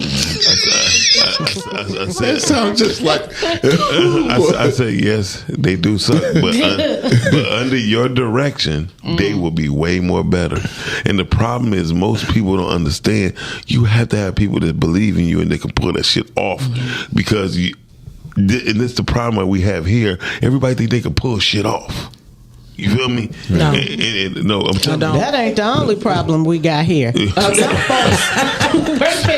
Some folks don't want you to tell them a damn thing. Yeah, of course. And they don't listen when you do. They don't appreciate learning something. And people just, to me, I think in the industry, they just don't follow up and invest into themselves. I don't give a damn whether it's acting class or not. They don't even invest into themselves to be coachable. You know, but it was one of the things I was thinking about. That was a gym. There you go. Jonathan said some people love acting and some people want to be famous. That's So, come on now, Jonathan. hey, listen. Yes. A friend of mine used to introduce me when we would like do speaking events and stuff like that. She said, Jay, this is Jay Walker, and he wants to win an Oscar, but he doesn't want to win it on stage. He wants his name just to fly across the screen during a commercial break. That's me. Yep. That's me. Yeah. I want to be EGOT, but I ain't got to be in front of nobody to get it. I just want to know I did it. Yeah. I just want to know I did it. You don't even have to know I did it because it ain't for you. Exactly. It's two coins or two sides of this coin because I took my son this weekend to see a movie called Kane, and we were looking at the two lead characters, and the lead character is Dennis Quaid and Meg Ryan's son. And the other guy was Jack Nicholson's son. And I was like, you know, we have to remember that a lot of these people are just put in place. You know what I mean? Like, they're not professionally plants. They're plants. They're children of people who actually made it. And I know if you're in the house with your mom or your dad, and this is what they do, you pick up some of their skills. Because Jack Nicholson's son, as soon as he smiled, you knew. I said, "That's the Joker's son." Like, and he probably will for always be typecast as a bad guy, you know. But we have to remember that as well. Like, that's what people are doing. You know, they want certain people because they have certain clout. Yeah, but shout out to Denzel's son for not wanting that. Yeah, but if he really didn't want it, we would know. No, he didn't want it. If he really didn't want it, we would know. Well, he didn't want it on his daddy's name. He didn't want it on he wanted his own merits. No, he wanted his own merits. I did not know he was Denzel's son. I didn't. The first thing I saw him in, I had no idea that was Denzel's son. And the thing is, a lot of times You supposed to be on the clock or something? Is that your job? It's my alarm. I mean, you are saying it's time to go because you got to get to work. Late. No. Okay, I'm sorry. I'm sorry. It's called a podcast. So the whole thing is the reason why Denzel didn't even mention his son was acting. I think it was a mutual respect. Like, okay, this is what you want. Use your own shit. I know both his sons and his daughter is in the film industry. Okay, I have a question with that though. I have a comment. Oh, go ahead. Go ahead. Shut up. No, go ahead. I think I'm trying to find I thought you had the shit already. So no, I'm trying to find a great way to say it. Okay, go ahead. I'm coming from the perspective of I want my talent to speak for me. Yeah. I want my talent to be the popular perspective. I don't want the fame or the popularity. I want. You want to win? Yes, but I want to set my own ceiling. There you go. The goal is not to be the best because now I'm setting the ceiling on myself. The goal is to be better than my role. The last thing that I did. The goal is to always get better and greater, not to be the best or the greatest. But let's go with it. When you do better, you be the best. Okay. I mean, that's what happens. I have a question for you guys. Going back to let me finish with. No, go ahead. You rude. Go ahead. I'm sorry. Going back to the Denzel Washington son thing, though, right? We have. I'm sorry, and I was trying to lead into that. Yeah, okay. Because his son didn't want the popularity of his father to guide his career. He wanted to set the tone and the bar for himself. And what he did. But I guess this is where this may be an unpopular opinion. Of course. Okay. how does Denzel Washington get to where his son get to where he is and you don't? The only way he got there was because he's Denzel Washington's son. Because you deserve to be on the big screen. So you can't sit here and convince me the fact that people didn't know who he was. I'm just saying, you can't tell me that those doors wasn't open for him to walk through because I'm sitting with a hell of a talent. Yeah, but can I say something? It's not always the fact that a person can open doors. It is about opportunity. That's for sure. I think with the right opportunity, all of us could be doing top tier work. If we had the opportunity, it's just a matter of he had the opportunity. You know, just like professional athletes, they have the opportunity. They have the best of something. And they still don't make it. We use a free software. We use a free software to make flyers and write plays and things like that. Where somebody else had the opportunity to have the best. You know what I'm saying? So they graphic look a little bit better. Their format is a little bit crisper. Miles Dixon, go ahead. Yeah, I know. But I mean, so I get what you're saying. His name holds a certain amount of weight, and it may have gotten him the opportunity. But it didn't really pay the way for him because he could have sucked because Eazy-E's son tried to be in the movie. And Ice Cube's son was in the movie. But Cube would tell you, I made him audition. I made him do this. Classes. He took classes with 2 years. Yeah, that's what I'm saying. So I mean, Cube gave him the opportunity, but his hard work is what paved his way. Really? Do you really think that he would have cast somebody else as his son? Yes, absolutely. I do. I mean, if he wanted a good movie and he wanted the best actor for that role. I mean, but the thing about it is the proof is in the pudding. He wasn't a one-hit wonder. No. He'd been in several movies since then, and Cube ain't had nothing to do with it. Y'all don't watch that. Yeah, I heard that one. Yeah, that one went slow. It's so slow. You go to sleep and never wake up. I put it like this: when it comes to people like Ice Cube was very upfront.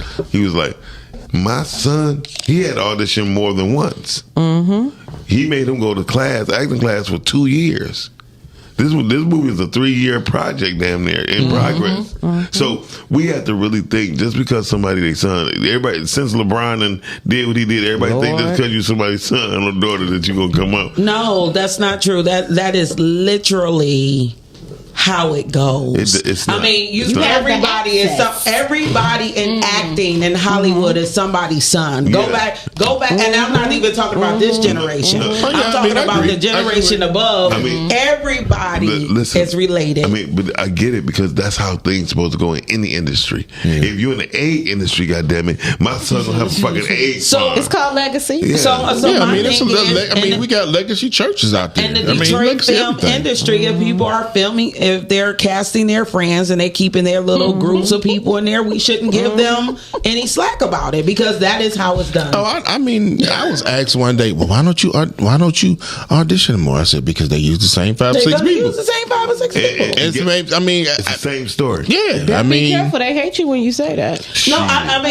I'm not being critical. That was my reason. I'm not down. That was my reason for not auditioning though, because I don't want to waste my time.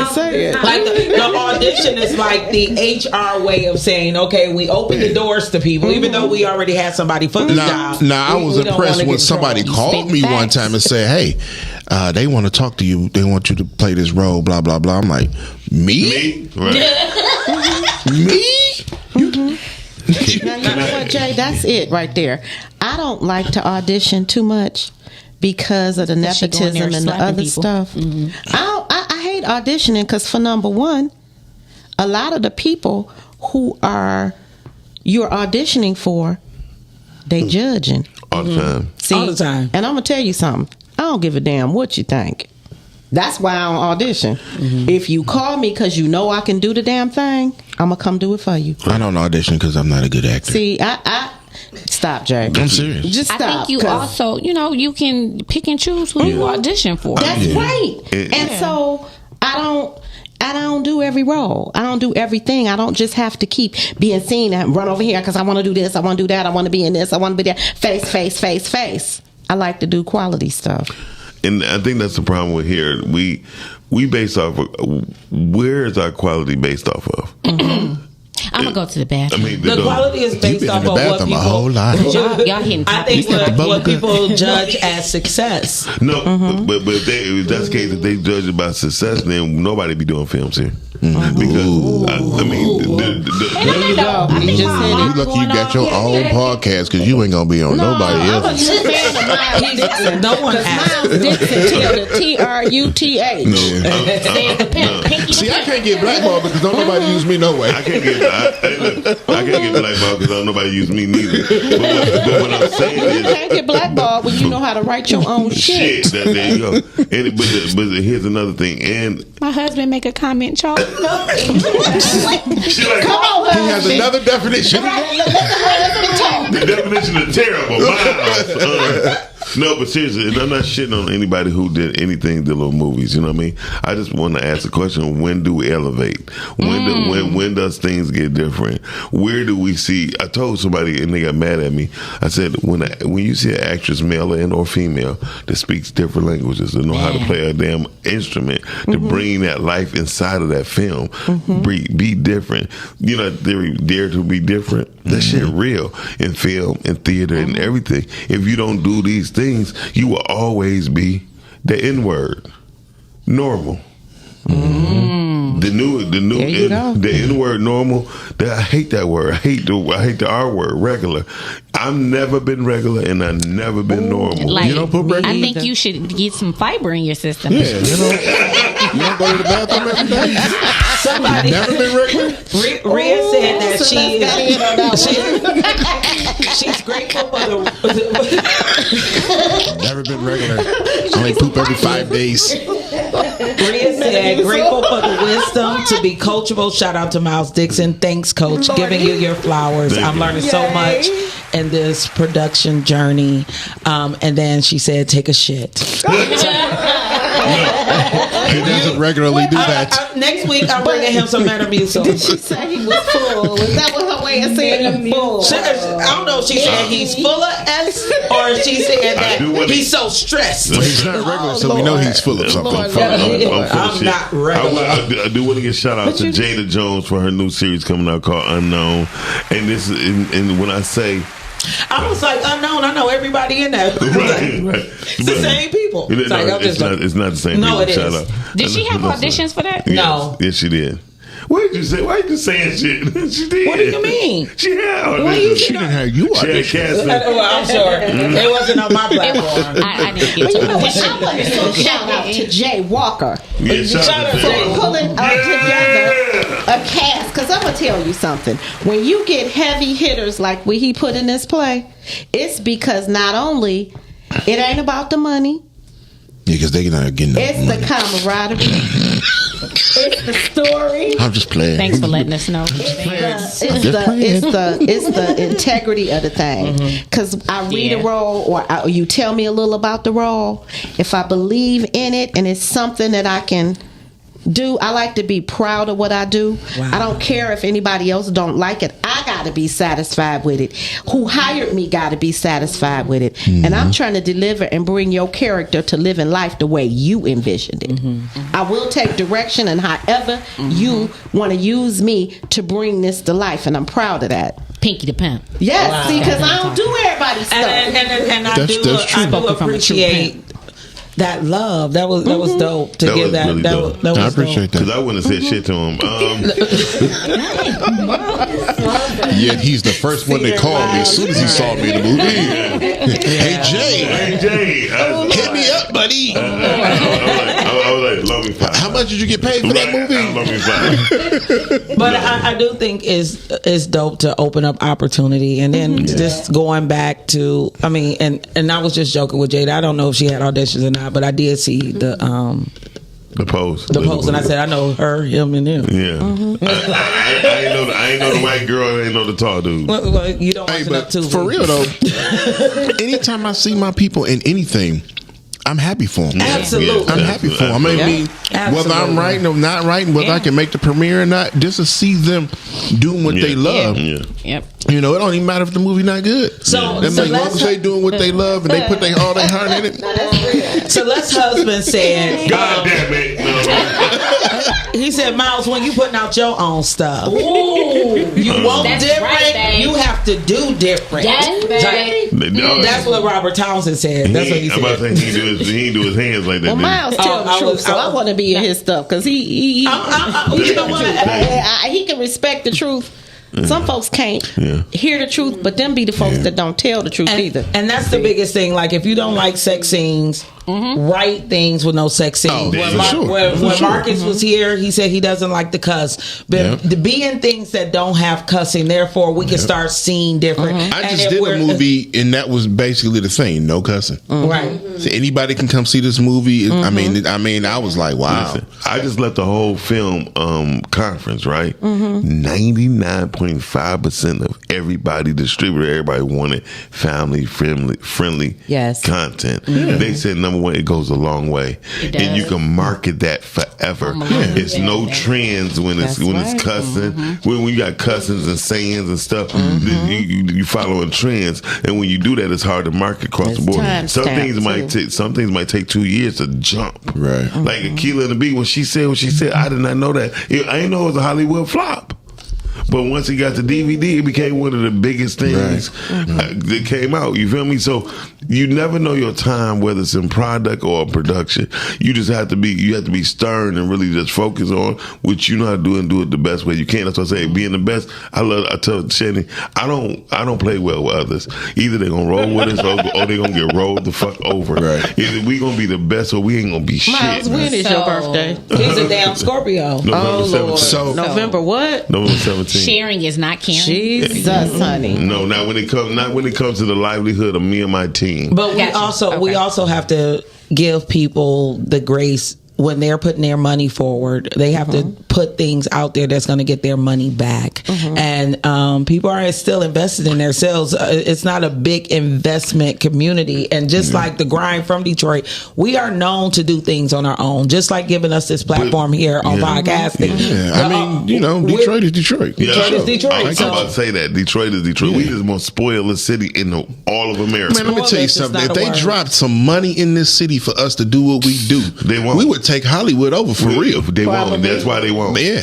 That's what they want. I mean, that's the But truth. we would take anything over. Detroit is a city of survival. That's what I'm saying. If they drop that money, we could do anything we want to do. She right. We the city of surviving, but we're not the city of thriving, and that's the problem. When we can have the ball in our court and we just pass it on to somebody like we get the bag. No, we need to take that shit over and ride it through. We was the music capital, the hair capital, the nail capital. What type of sportsmanship Miles had. No, I had great sportsmanship. That's funny. He said that. I have great sportsmanship, but I know when we fuck up, we had the music. We had Motown. Yeah. Then you had 7 other cities talking about they the new Motown at the same time. We was a hair capital. We passed it over to Atlanta like it was a fucking frisbee. We was a nail capital. Passed that shit over to Atlanta like it was a fucking frisbee. We lose everything we get our hands on because we figure we gonna get it back. But you know what, Miles? I got this saying. There's more talent in a Detroit teaspoon than anywhere else in the world. Say that again. And that ain't no lie. There's more talent Say it again. in a Detroit teaspoon than anywhere else in the world. Yeah. There is hardly no place else you can go where every corner the homeless man can sing. We just multi-talented. It must be in the water or something.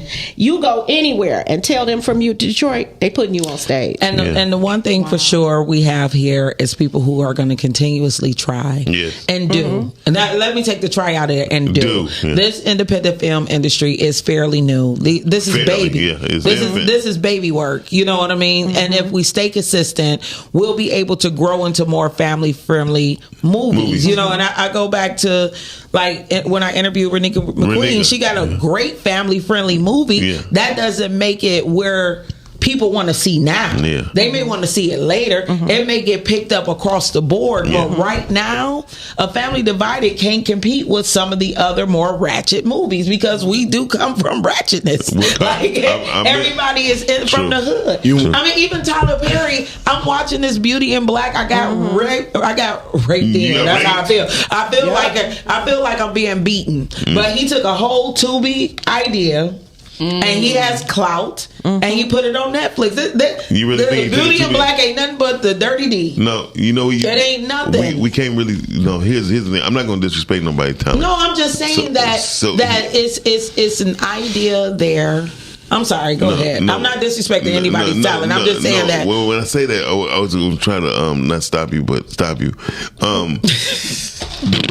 You got to realize Tyler Perry got a new movie on Amazon, right? Fucking incredible. Duplicity. What is it? Duplicity. And everybody else said it was garbage. Yeah, because you talking to people who watch Tubi. No, I'm not. I'm talking to people who watch movies. You know what I'm saying? Duplicity is way better. I heard the story the Beauty for in Black. Duplicity was nice. I like the incredible. storyline. Yeah, it was awesome. It ain't people who you know. I would mildly agree with Miles when he says, I think that everybody's a movie critic. And when you write one,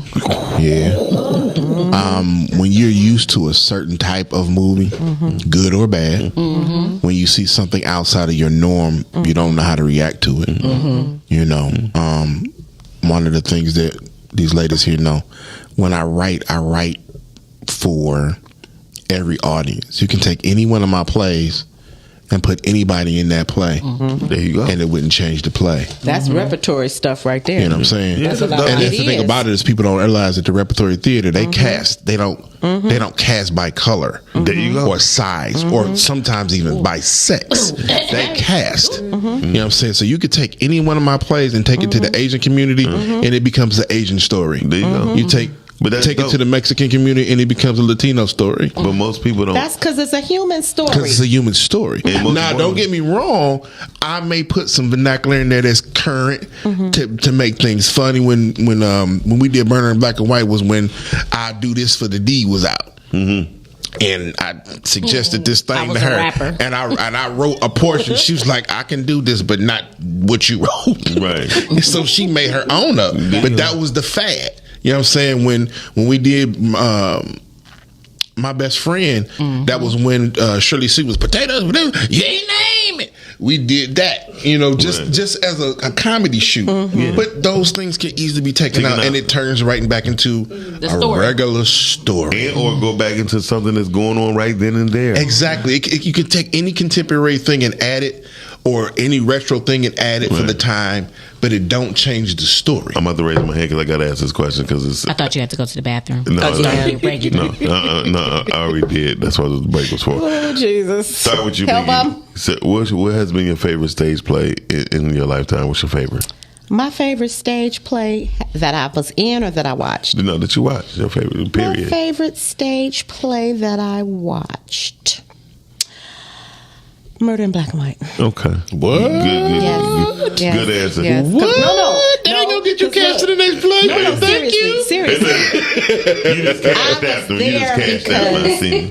I wanted to support Jay, and I was curious because I'd never seen anything that he'd written, and I didn't know he was a writer. Wow. Right? Okay. But sitting there, I kind of do what he do. I like to see the audience's reaction and response, right? Okay. So I'm sitting there as actress, critic, friend, supporter, because when I come backstage, I'm going to tell him the truth. Right. That was one of my favorite plays. Cool. Oh, thank you for that. Lake, what about you? Wicked. Jay. The Wiz, Stephanie Mills. Ooh. Oh, wow. I was 5 when I seen that. I was very young, thinking she was a kid, too. I was 11. So, Celeste, tell your husband stop texting you. Well, he said, thanks for reading all my comments, right? He said, good show. Celeste, what was your best favorite stage play? I need clarity that I've been in or that I've watched. Same shit I asked her that you watched. That you watched. Jesus. Sorry, Mike. Gosh, we be on. Sorry, No, Mike. I have two. If that's allowed. Sir. No, it's allowed. Go ahead. The Lion King. I seen it when it was here at the festival. I never seen that. I was able to take my mom and my stepdad. May they Did you both cry? rest in peace. Yes, yeah. Because she cried. My mom was a thug, so when she dropped a tear, I was like, "You cried because Mufasa died too." But no, we recently, my husband treated me to go see Ruby. Oh wow. Very, and it's a musical. Right. I usually don't like music. I love music. I enjoyed it thoroughly. My favorite play, going back to what Jay said, no matter how repertory theater casts you, right? Is my favorite play is Rent. I love Rent. Yes. I would watch Rent every single day. I had to. They just updated. Fox did a live version of it and last year, and I just found it on YouTube and I watched it. I rented it the day before yesterday on YouTube because I love the movie. Okay. And just to know the behind stories that the guy actually died hours before they went on set. Wow. To do the play. What? Yeah, he died. He died hours, and they went along with it, and it became an international, world renowned play, stage play, and it's gonna go like that forever. It has one of the best musical scores you could ever get into. Okay. When I tell the live one is on YouTube. The live one you about to make me go look now. Wait, Jake. Miles, did you follow it? The making of Rent? Because I remember when they were making it. Yeah, and I was following it, and that's what made me watch it. Yeah, that's what really got me into it too, because the fact that this man who's dying of AIDS and he died hours before it was off Broadway, and he died hours before it went on. And his family asked the cast, "Do y'all still want to go on?" They're like, "Hell yeah!" And when I say that record 520, I love that song. I love every song that's been scored in it and wrote in it. The lyrics, everything went together. I think it's the most beautiful play that you ever gonna get into that cross borders, whether you gay, lesbian, straight, whatever. Incredible, phenomenal. I give my hats off to Rent. And Jay, I'm wishing you luck for this weekend. It's coming up. Thank you, sir. Is that your way of telling us we gotta go? You don't gotta go, but you gotta get the hell out this thing. And one thing people need to know that unlike Rent or The Lion King or Wicked, you can go to this play for $25. So if you do stage, this is a great opportunity to support those in the community that really want to give you a show. Where's it going to be at? It is going to be at the Empowering Disciples Church, located at these glasses.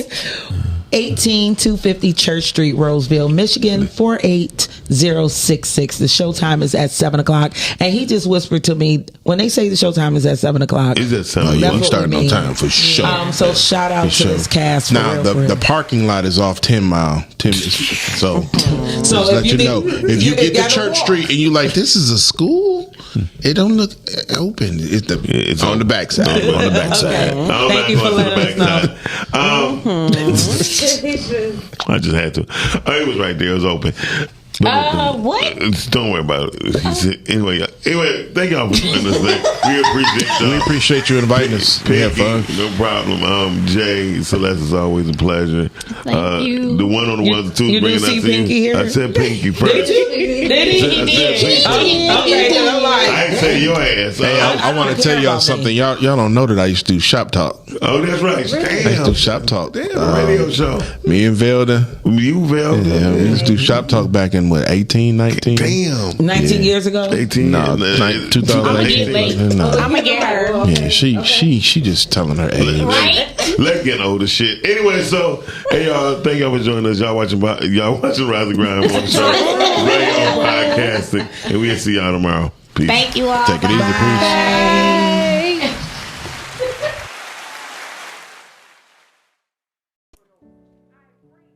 I pray that my love for you is bigger than what my parents have. So you must be my daughter's new friend? Candy, let me ask you a question. Oh, so this him? This the man that comforts you more than me? Mama, all men ain't like daddy. That's not fair. Rise and grind. Wanna show at 9:15 a.m. just appearances. 'Cause you